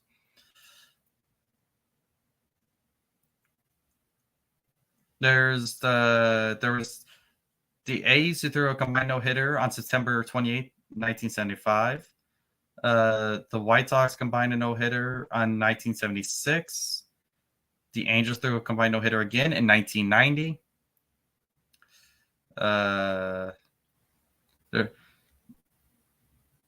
Yeah, this was a debut for a rookie pitcher, and then he threw 7 no hit frames for his team before hit, and then he took the bench and they pulled him.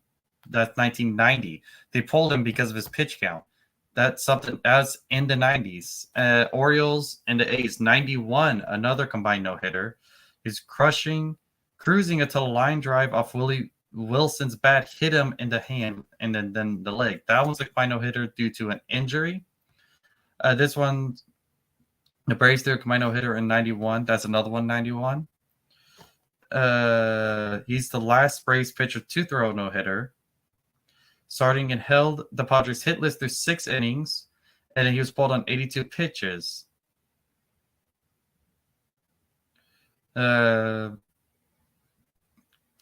They closed it because it was a 1-0 game, and they wanted their closer out there to get them the win. And this is 91. And in 97, another combined no-hitter against the Astros. The Pirates threw one. It was brilliant Blake and Easton for 9 innings at 3. Reciting compelling 10 strikeouts.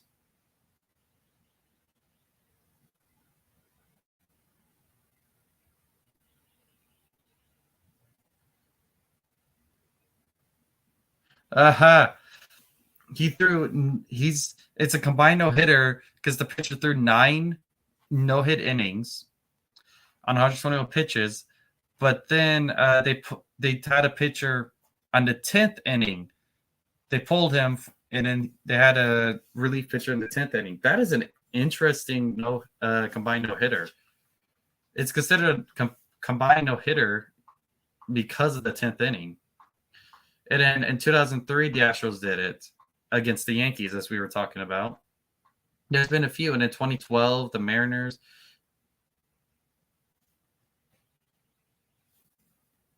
Yeah. There's 19 combined to 298 regular season to regular no-hitters. Yeah. That's a lot of regular no-hitters. A combined no-hitter is much more rare to see. And they were around for a while. It's not like they just popped up out of nowhere.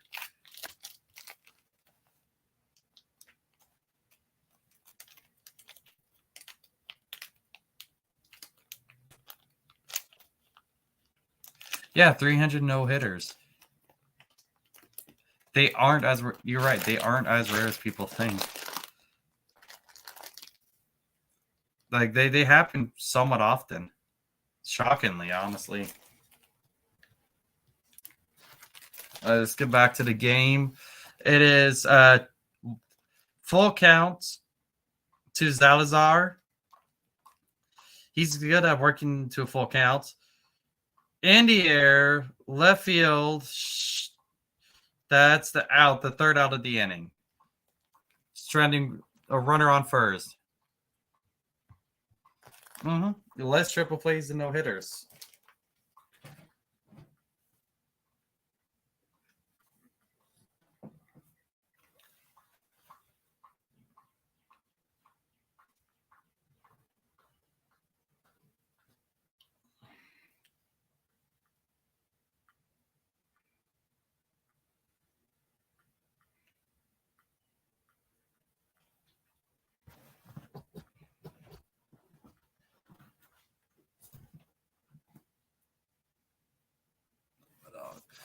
If we go into what inning? A lot has happened. My stream kind of failed, and now we're talking about no hitters. We are in the. We're heading into the 7th inning. The game's already almost over. Oh, we've only been streaming for 1 hour and 44 minutes, and we're already in the 7th inning.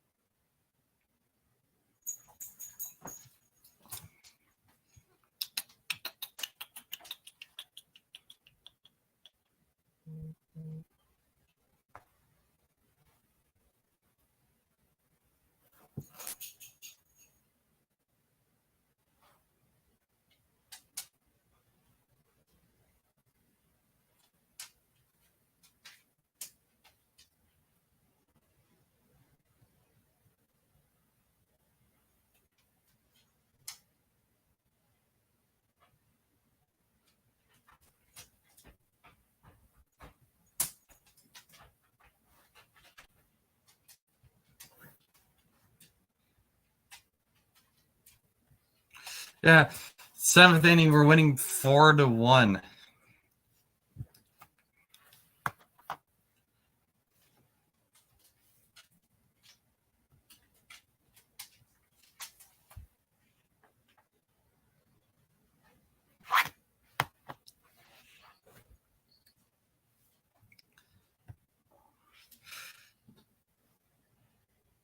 Here comes Brian Abreu throwing first pitch right down the middle.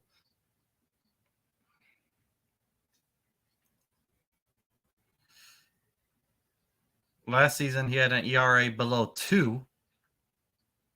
That's a ball way up high, up and away. Yeah, people were tripping for no reason. There's the thing, though. The reason why I don't want to be swept by any team except for the Oakland Athletics. In 2017, we were only swept by the Athletics, and we won the World Series. In 2022, only swept by the Athletics and won the World Series. As long as we only get swept by the Athletics, we're going to win the World Series. There's a ball down and away.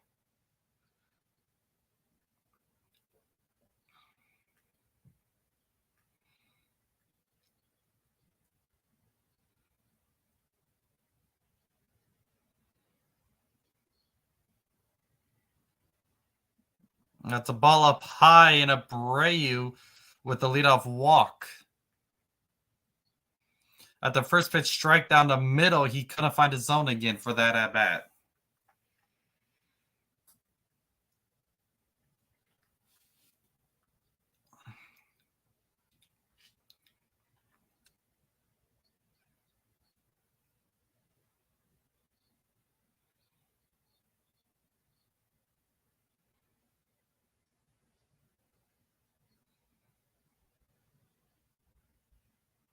That's a ball up and in. 1-0. Runner on first No outs. Astros up by 3 runs, 4-1. That's a ball down and away as he checked his swing. It's now 2-0. Brandon Abreu has only thrown 1 strike this inning so far. The exact opposite of Christian Javier, who came in and threw almost nothing but strikes. Abreu's throwing almost. Jose Abreu is just struggling to throw any kind of strikes right now, which is not good.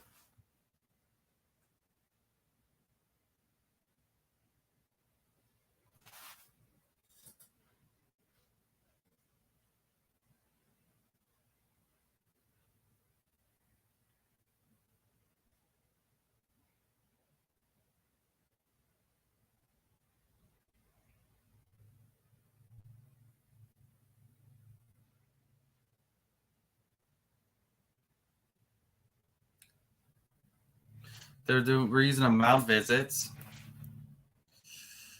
It's a 2-0 count.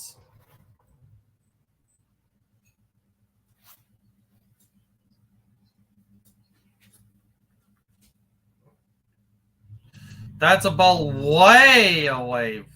Not even close. That is down and away. So far out of the zone. We need to put. That's a 4-pitch walk. Back-to-back walks to start this inning. Abreu is not looking good out there at all.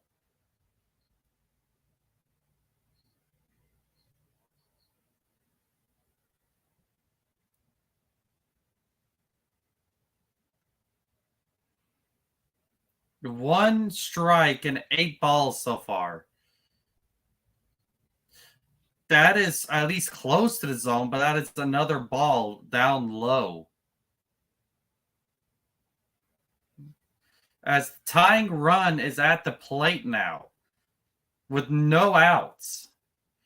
That is a called strike, and Abreu finally gets another strike. It's a 1-1 count.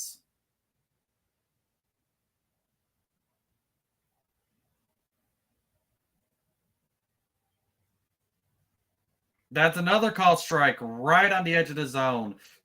1-2 counts.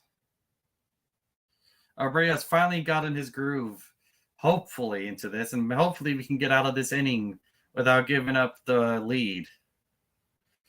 That's a called strike 3 right on the top edge of the zone again. Jose.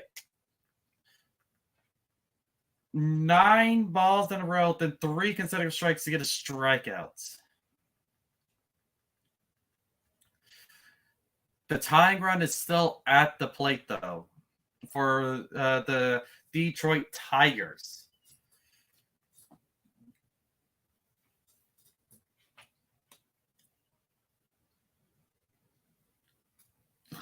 I'd say bring someone else out for the 8th inning if Abreu gets out of this. I don't want Abreu coming back out in the 8th.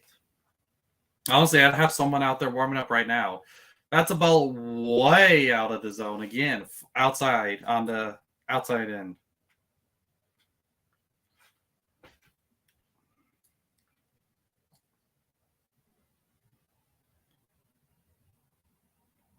That's a swing and strike as the ball hit the edge of the zone.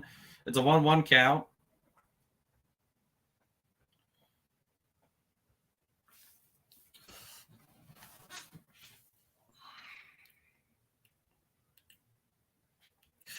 That's a hit up the middle, double play ball. Pena hits the base, throws it to first, and we get out of the inning without any damage, stranding 1. Back-to-back no-out walks to start off the inning, and we still get out of it with a strikeout and a double play. Praise the Lord. That could have been bad. Bring someone else out for the 8th inning, though, because I don't want that again.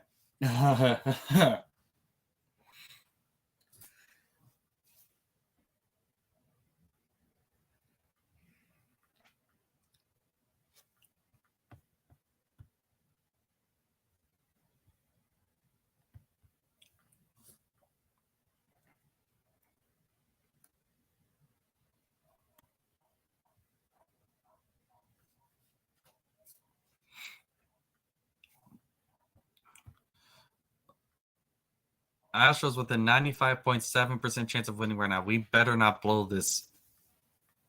We better not blow this game.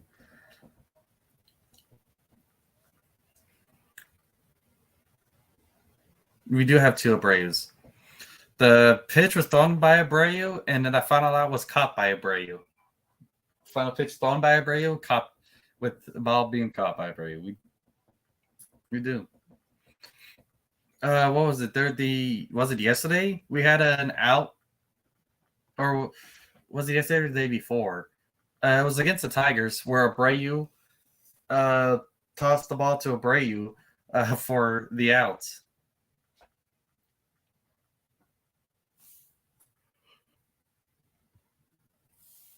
We're gonna have to start using like full names on this team because we've got a Brian Abreu and then a Jose Abreu. But then you can't just call one Jose and the other Brian because we got a Jose Altuve and a Jose Abreu.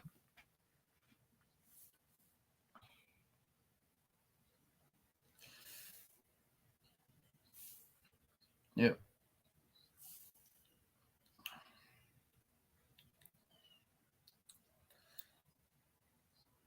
That's a ball on the outside. Pena's up to bat.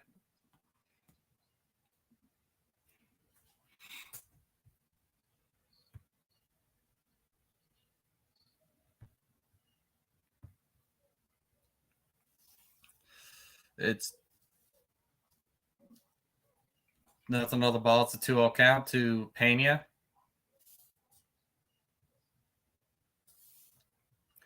That's a called strike. It's a 2-1 count to Pena.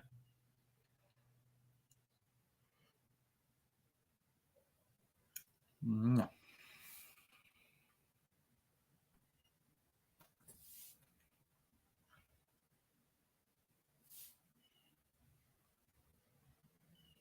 It's a 3-1 count.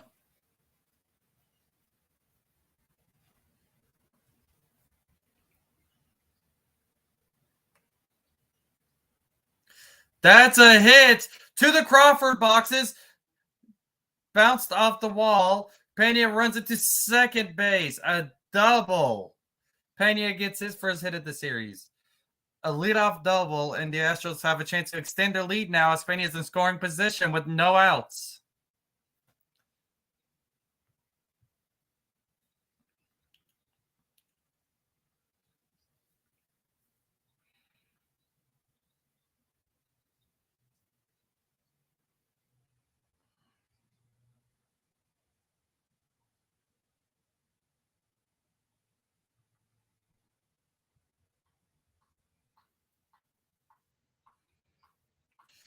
Up the middle. That is a ground out to... No, he's safe! Bregman reaches on an errant throw as the first baseman is forced off the bag and Pena makes it to third. Runners on the corners now with no outs.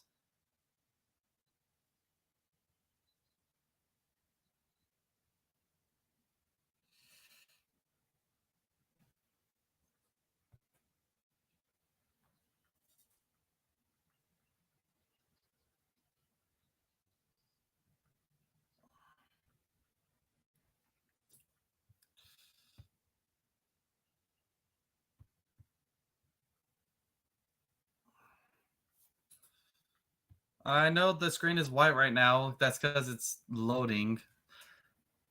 Aye.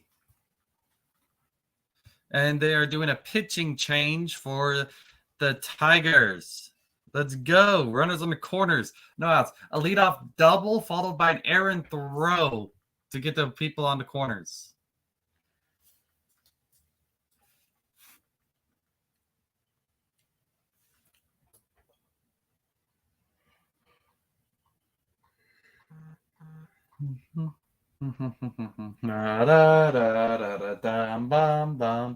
But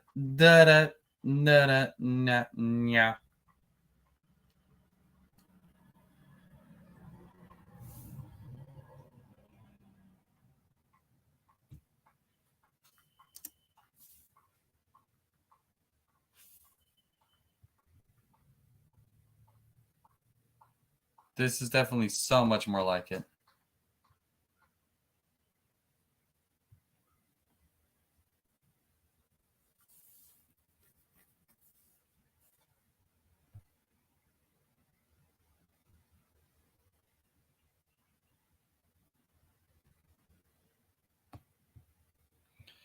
Jordan is at the plate, and they are pulling a pitcher to face Jordan. Hey, you know what that means, right? It didn't work in the I hope they bring out a lefty.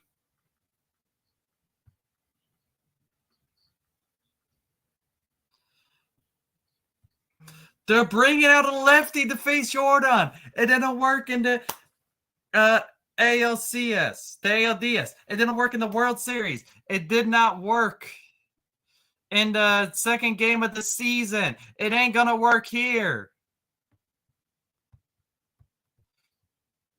They're pulling the pitcher. They're pulling up their pitcher. They're pulling the pitcher to face Jordan, and it's a lefty. Go, Jordan. Do it again. First pitch. And but we get the run. A sac fly. Jordan. It didn't happen, unfortunately, but we did score a run. Jordan with the sac fly.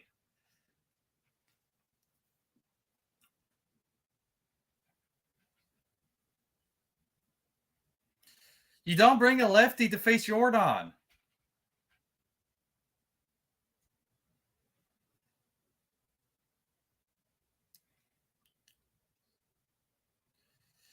When has it bringing a lefty to face Jordan ever worked? It doesn't work.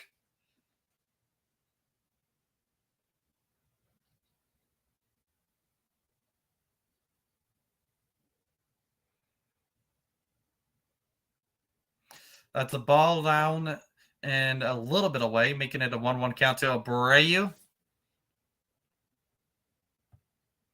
Oh, that would have been amazing.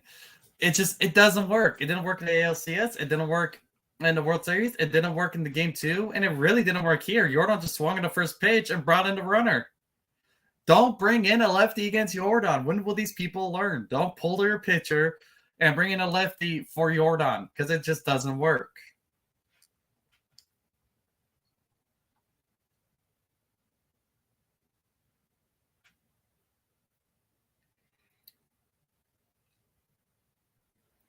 Let's go, Astros. People are chanting. Abreu, a hard hit ball, right center field, to the warning track, out number 1. And Bregman's not able to advance to second. It is 5-1, yeah.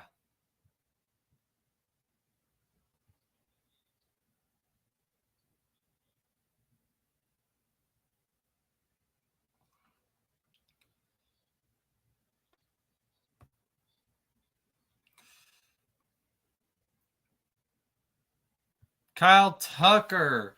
Let's see how he does against this lefty.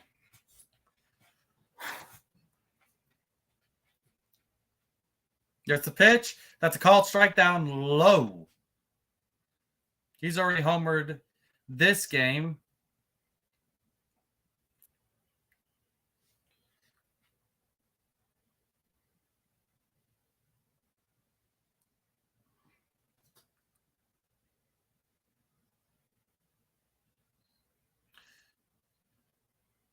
That I thought was a ball, but they didn't count it as one, so it's an 0-2 count to Tuck.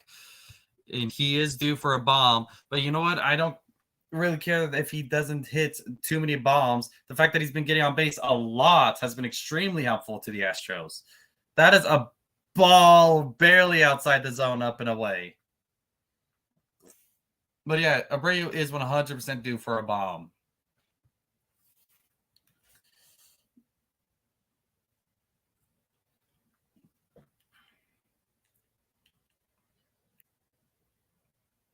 That is a ball on the outside. 2-2 count. Oh, yeah, 100%. He needs to work on his fielding a little bit, though, because he's not Gurriel fielding. He really isn't. I would like him to work on his fielding a little bit. I don't need him to be a Gurriel fielder at this point. I just need him to not have as many balls get through in between his legs. You know,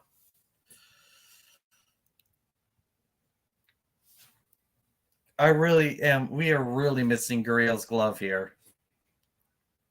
It's a full count. Kyle Tucker at the first two pitches being strikes, worked it to a full count.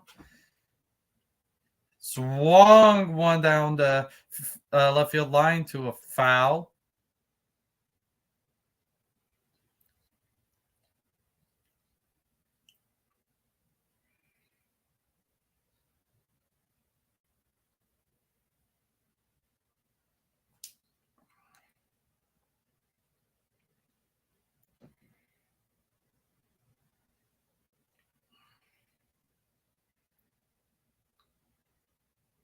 Fouled back. It's still a 3-2 count to Tuck. He's not going down without a fight.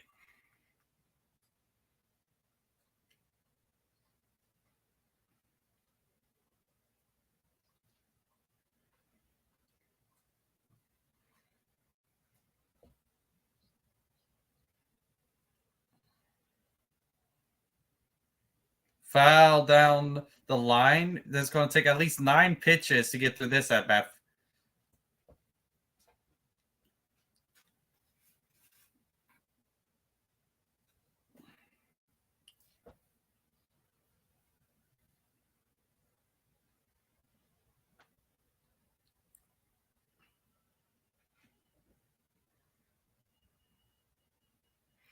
And then here's the 9th pitch. Fouled off. We're now at double digits in this at bat. 10 pitches.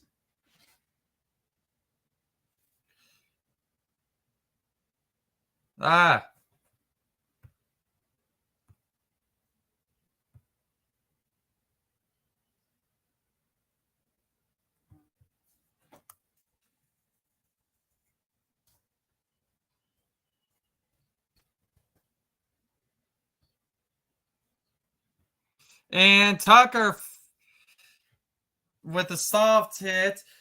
A dive, ain't able to get it. Bregman is able to score from first, and Tucker makes it, looks like, all the way to second. Not sure if that's going to be an error, but he definitely should not have dived for that. Should have kept that ball in front of him. Yeah. Soft. There's a run. He misses it. It looked like it went out of the glove. It is 6-1 now. Astros lead by 5 runs. A 2-out double.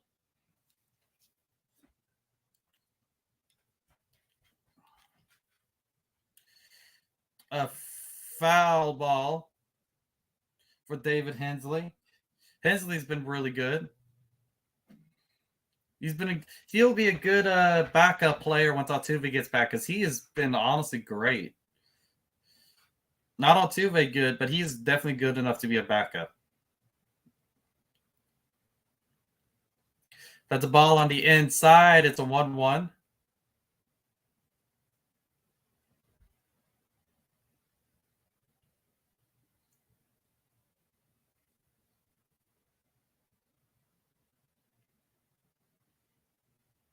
And to second, a ground out for David Hensley.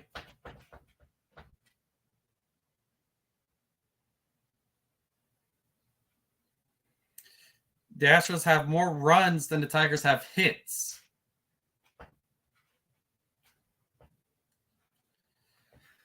Astros scoring 6 runs to the Tigers' 5 hits. This is a very dominant game for the Houston Astros. Only allowing a 1 run through 7 innings. We're going to the top of the Tigers lineup with Phil Maton's brother leading off.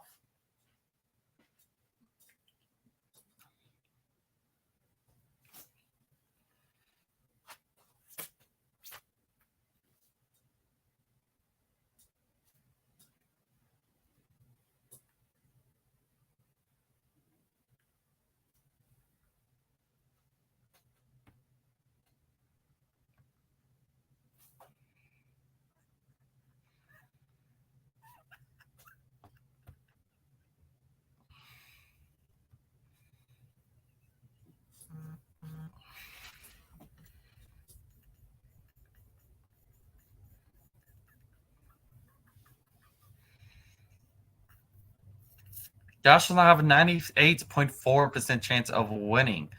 We are basically 1.5 innings away because a whole eighth inning and it's just half, the top half of the ninth inning, and this game is over.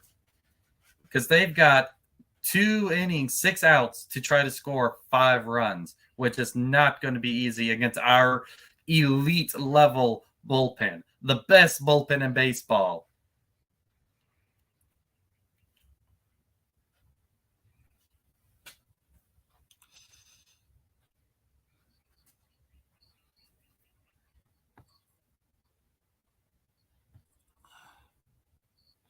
In Montero, my second favorite relief pitcher, is coming out.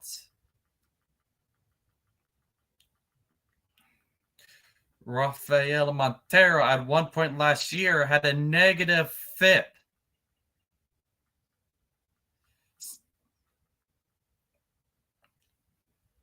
That's a called strike right at the inside edge.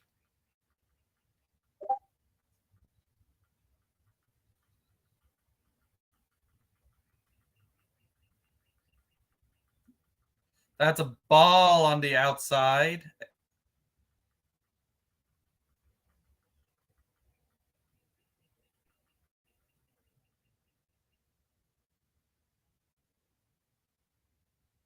Fouled off for strike 2. It's a 1-2 count. Rafael Montero, second favorite relief pitchers, gonna go out there and get nothing but K's here.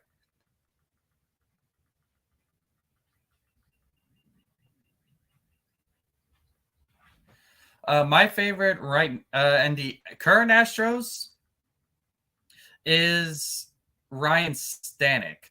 All time, I don't know. We've had a lot of great relief pitchers. Billy Wagner was a great relief pitcher. Lights out Lidge. I think I'll go with Wagner. He's a lefty. Broke the bat, fouling it away. It's still a 1-2 count. Yeah, but my top 2 favorite relief pitchers right now in the Astros: Rafael Montero's number 2, Ryan Stanek number 1. Yep.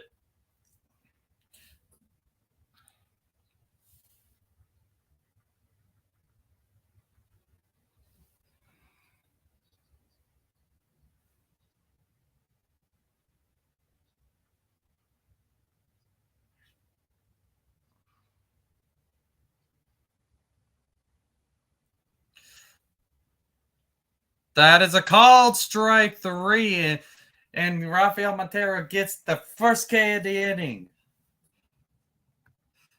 Billy Wagner, he also threw lefty too. Dude was great, man. Imagine if we if we had Billy Wagner in this bullpen, and then we went and also had Nolan Ryan, the greatest starting pitcher of all time, the greatest pitcher of all time. Ooh. My favorite pitcher, though, even though I Nolan Ryan 100% the GOAT. My favorite pitcher of all time, Roy Oswalt. I love watching Roy Oswalt. That's a 2-0 count.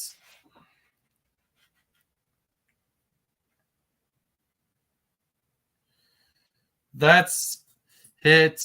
Drive to right center field. That's at least a single. He gets a double. He's heading for the third, and he's able to get the third.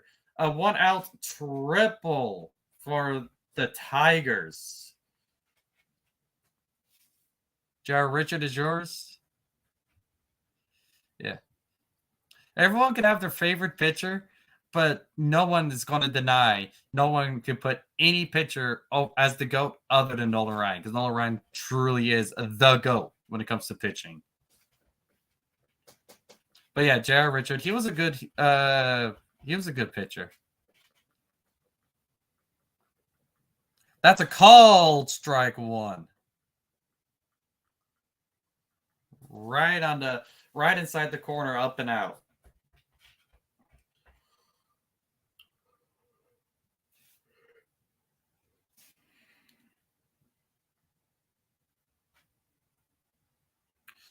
That's a called strike 2. Down and away.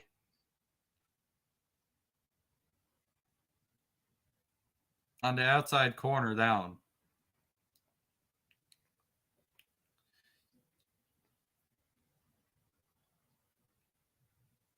Here's the 0-2 pitch. That's a ball 1 on the outside edge. It's a 1-2.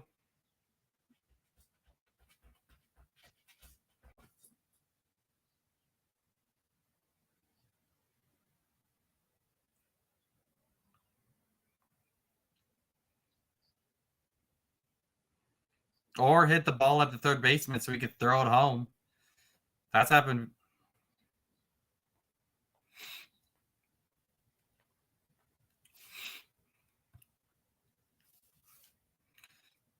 Rafael Montero looks like he's one of his, either he uses disengagement or the batter used a timeout.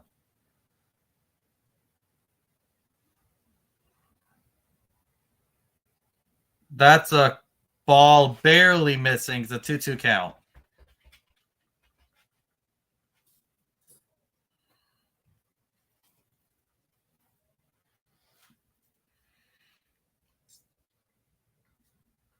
That was a hard one to hold off, and so that was a good batter's eye right there. Swing and strike.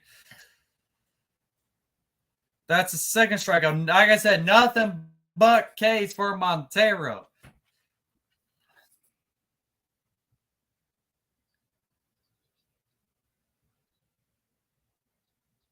And that is the lock on from Nolan Ryan, because Nolan Ryan really is the undisputed GOAT. So if he's saying that another pitcher would have had that claim out of him if he was healthy, though that is still somewhat of a bold claim, because even without the stroke, you don't know how long a pitcher will last or how great or how long their prime will last. But that is still high praise coming from Nolan Ryan.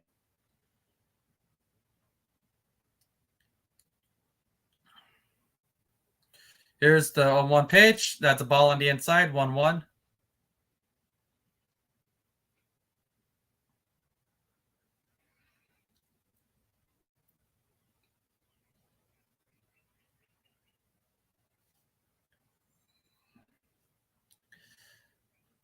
That's the other way. An RBI single, and the Tigers are able to cut the lead down to 4. A 2-out single.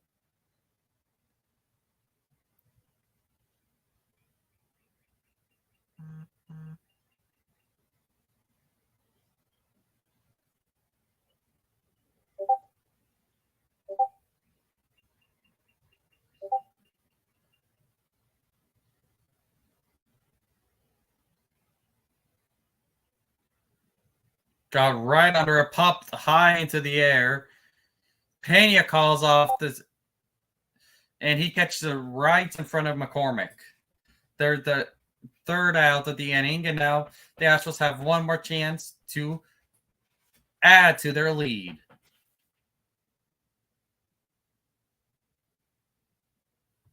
Ooh, Randy Johnson is another good choice. Christian Javier, he's been good. Don Wilson, Randy Johnson. If only we had him for more than just half a year. He was a great pitcher. He's Nolan Ryan's the greatest pitcher of all time, but Randy's the greatest left-handed pitcher of all time. Could you imagine we had Randy Johnson and Nolan Ryan on the same team? Were they? Oh, we had him because we had Randy in the 90s and Nolan Ryan. We had him in the 80s, didn't we? Or was it the 70s when we had Nolan Ryan? We both had him in the Astrodome. I know. Randy Johnson was electric. We picked him up, and that was probably the greatest midseason acquisition ever. Unfortunately, we couldn't make it to the World Series. What was that, like 93, 94? Oh man. If we would have had, because Nolan Ryan, he was the 80s, right? Nolan Ryan, we had him in the 80s, and Randy in the 90s. That is, am I correct on that? Roger Clemens. We Astros have a history. We got Roger Clemens for the 2005 World Series. And Astros just have. If you are going to be considered one of the greatest pitchers of all time, you got to play for the Astros. Okay, we've had Garrett Cole when he was elite. We've had Justin Verlander. We've had Roger Clemens. We've had J.R. Richard. We've had Roy Oswalt, Randy Johnson, Nolan Ryan. The Astros are just the team you want to go to if you're going to be a great pitcher. The Astros have just historically great pitchers. It's just a shame. It's a shame that we don't have more than just 2 World Series. It's a shame that we only got our first World Series win in 2017 and we didn't appear in one until 2005 because we've just been.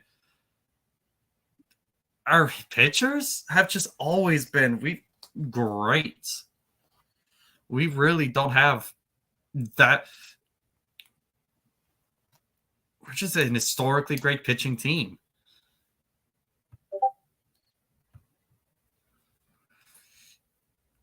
We had Pettit too in that 2005 run.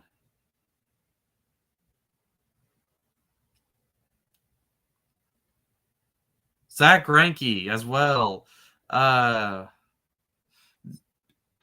we had Pettit, we had Greinke, we had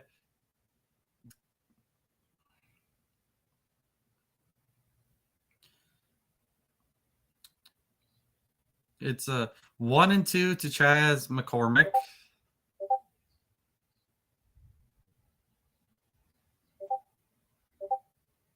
A swung and miss. Chas strikes out swinging for the first strikeout of the inning.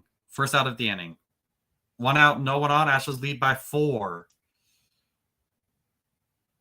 He might not have been good with us, but he's still a good. I don't know, honestly, but he was still a great pitcher overall. We didn't have all of those pitchers.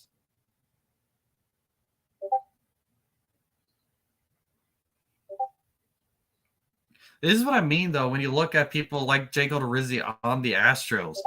Him being one of our lower-end pitchers is not just – that's not that much of an insult on those kind of pitchers because he's average. And being an average pitcher in the MLB is still really hard to do because that's still a lot of talent.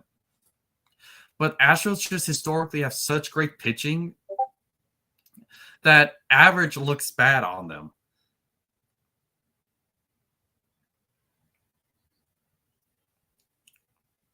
That's fouled off. It's a 1-2 count to Corey Julks.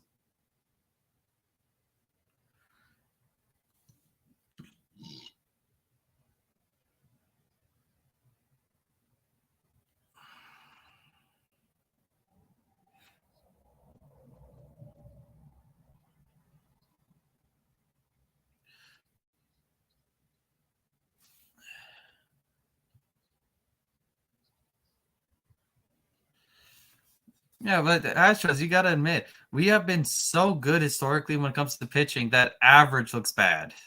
Average.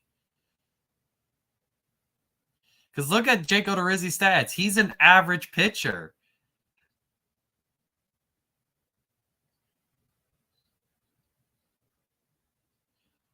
Look at his stats. He was average. His stats were the average for that year.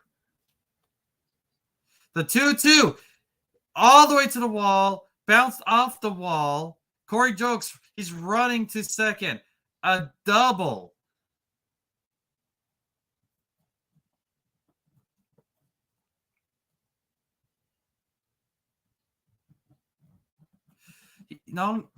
People forget how many shutout games he actually threw. He never threw a complete game, but he's had multiple 5-inning shutout games.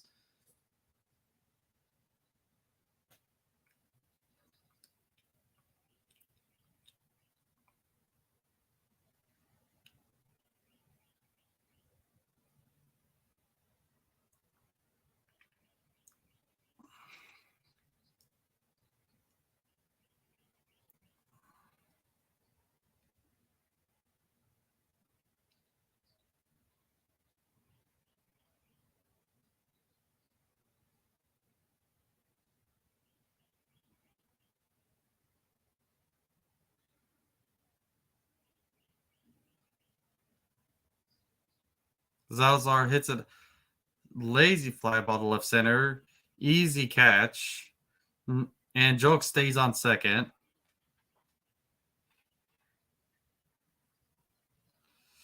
Even outside those 3 games, he had more than just 3 games where he was good. I will, if I have to, go through all of his games again because I've done it before. I'll go through all of his games again, go through his stats, his stat line, and everything, and it'll come out. He was an average player, and he had more games where he pitched good than he did where he pitched bad. He had more games where he pitched great than he did when he pitched bad. He had less bad games than when he pitched great. He had more games where he threw shutout innings than he did where he gave up over 3 runs. His stat line was average. There's one time where he was throwing a no-hitter through 5 innings, and then he was pissed off that he got pulled, and people were laughing at him. And he's like, well, he's throwing a no-hitter through 5. Like, he's got to prove himself. How often does he got to throw 5 innings, a shutout, before he's proven himself? It's preconceived biases. That's where it comes down to. You saw him in a couple bad games, and now no matter what he does, he's just you're not gonna look at him at the same. First impressions stick with people.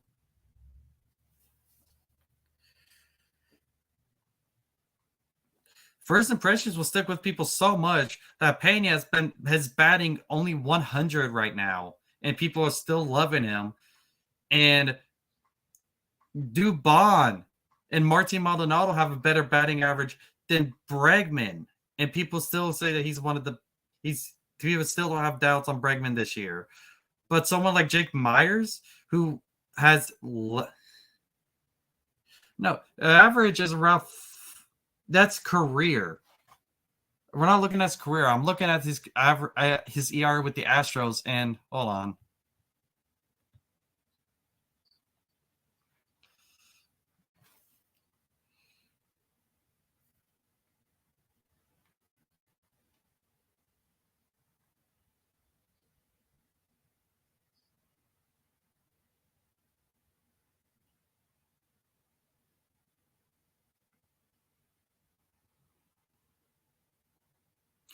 And hold on. I need to show you something real quick. If you want to say 3.99 career is below average, no.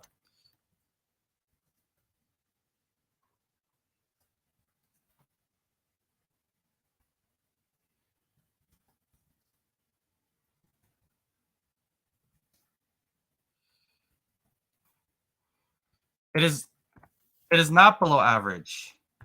No,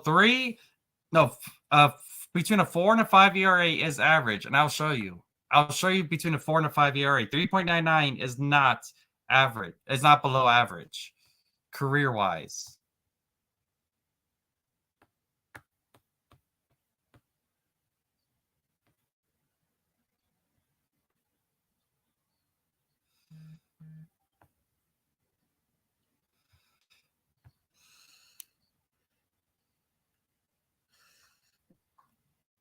And Pena hits a home run, giving the Astros an even bigger lead now. Well, it's an 8-2 Astros now.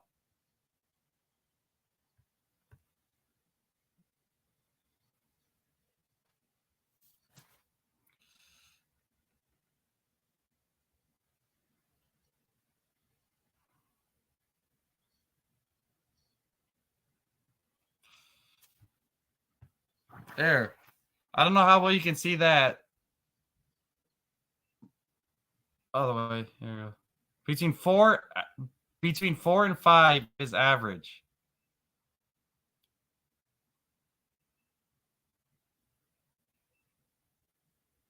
Look, between 4 and 5 is average. Average MLB ERA is between 4 and career ERA between 4 and 5. Now, I'm not saying that he was considered that much above average, really above average at all, or even considered elite. I'm just trying to say he's not terrible. He's not as bad as people claim. That's all I'm saying. That's going to be my defense for him for a very long time. Okay, as long as people keep downplaying him, I will defend him. I'm just like if people upplay, like overhype a player, I'll talk down to that player in a way. I'm going to be realistic with them. Between 4 and 5 is average. He was average. He's an average pitcher.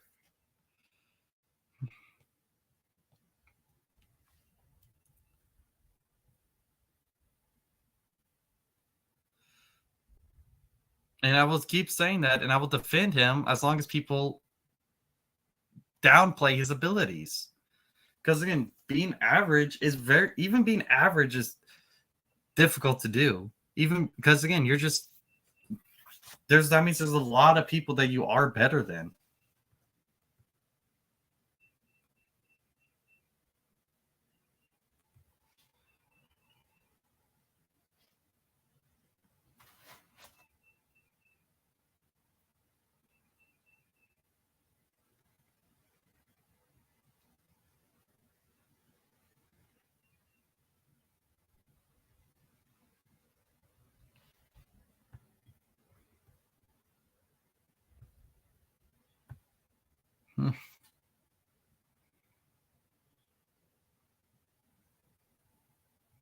And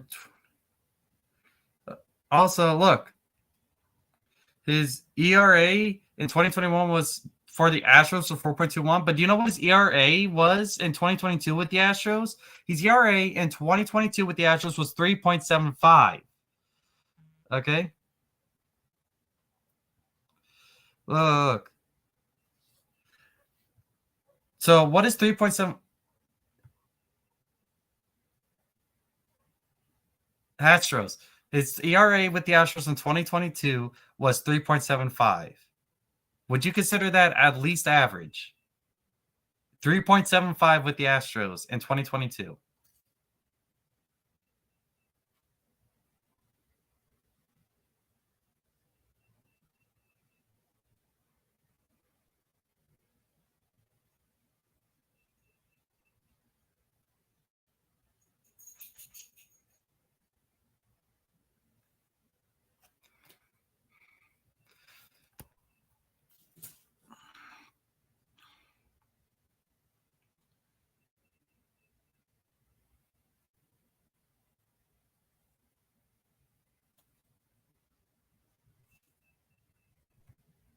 Almost average.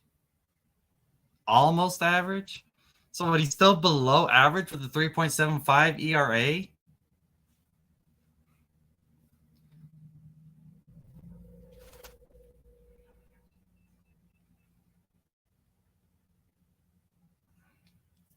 The average ERA in 2021 was 4.47.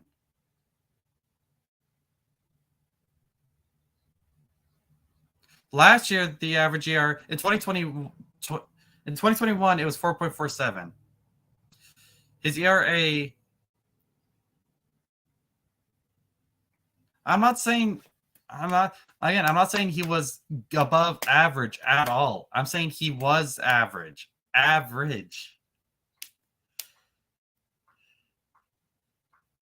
The average ERA in 2022 was 3.96.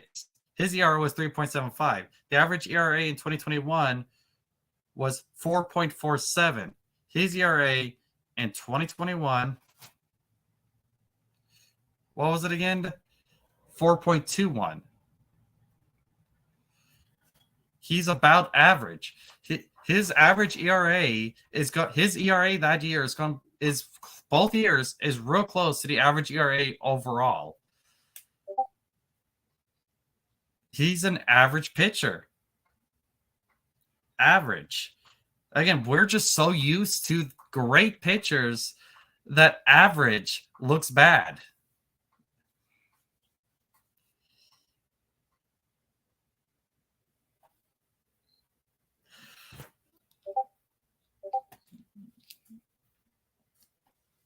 Yeah, I'll continue to defend him until he gets at least enough respect where he's considered average. That's all. That's it. I'm not saying he's good. I'm not saying he's great. I'm just saying he's average.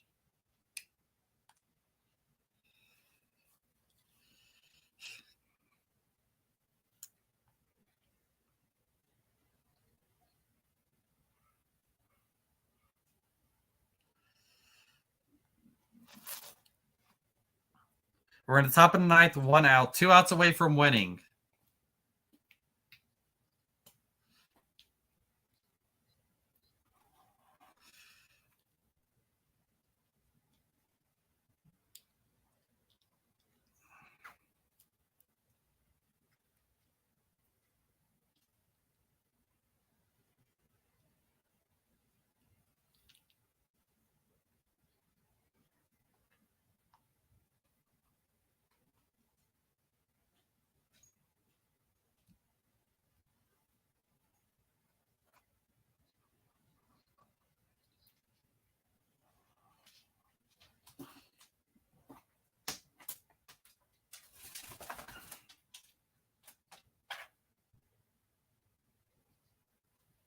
I don't remember the game where he gave up 6 homers in a game to the Dodgers.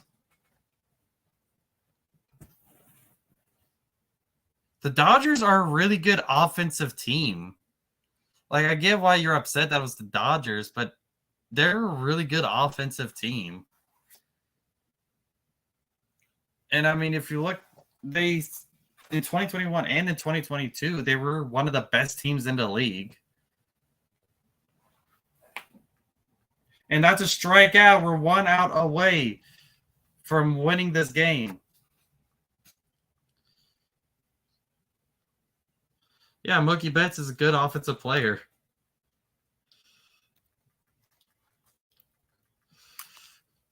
That's an above-average offense going up against an average pitcher. And what clearly is an off day. And the Houston Astros get their first win against the Tigers. They lose the series, but they win. They avoid the sweep. They improve their record to 3-4. One more win, and they'll be back at 500. They aren't as good as people think when it comes to the postseason, but when it comes to the regular season, they are an elite team. They have, from 2017 to 2022, the team with the best record, overall record in the regular season are the Dodgers. Astros are number 2 with the overall record. The Dodgers have been very dominant in the, again, regular season. The postseason is a bit of a different story. But even then, they've been somewhat good, considering they've been to the World Series. They were in the World Series in 2017, 2018, and 2020. That's 3 appearances with 1 title. And so when it comes to the regular season, when you face them, you do play for championships. You are right about that. I'm just saying they're a good team. And again, between 2017 and from 2016 to 2015, they were the Royals. 2014, who won in 2014? The Giants. 2013, the Cardinals. So you go, not the Cardinals. 2013, who won in 2013? 2011 was the Cardinals. 2012 was Giants again. 2013, who won the World Series in 2013? The Astros win.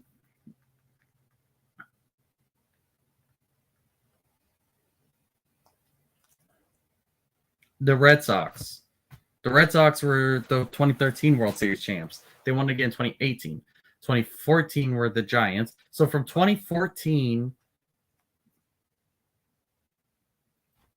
to 2022, the Astros are the only team to repeat as champions. Good game. What's up, Ken Dog? Oh, thank you for stopping by. I know you are a Detroit Tigers fan. I know y'all won the series. Thank you for stopping by. I'm sure this was not a fun game for Rob and all of y'all.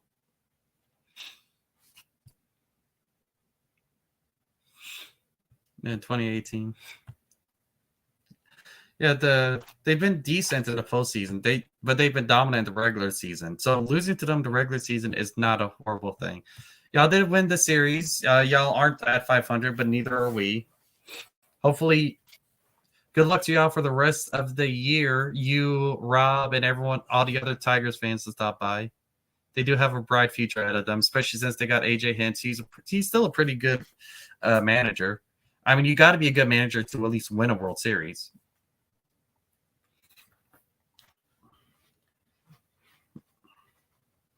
But thank you for everyone for stopping by. We'll have a great day. I'll see you all next time.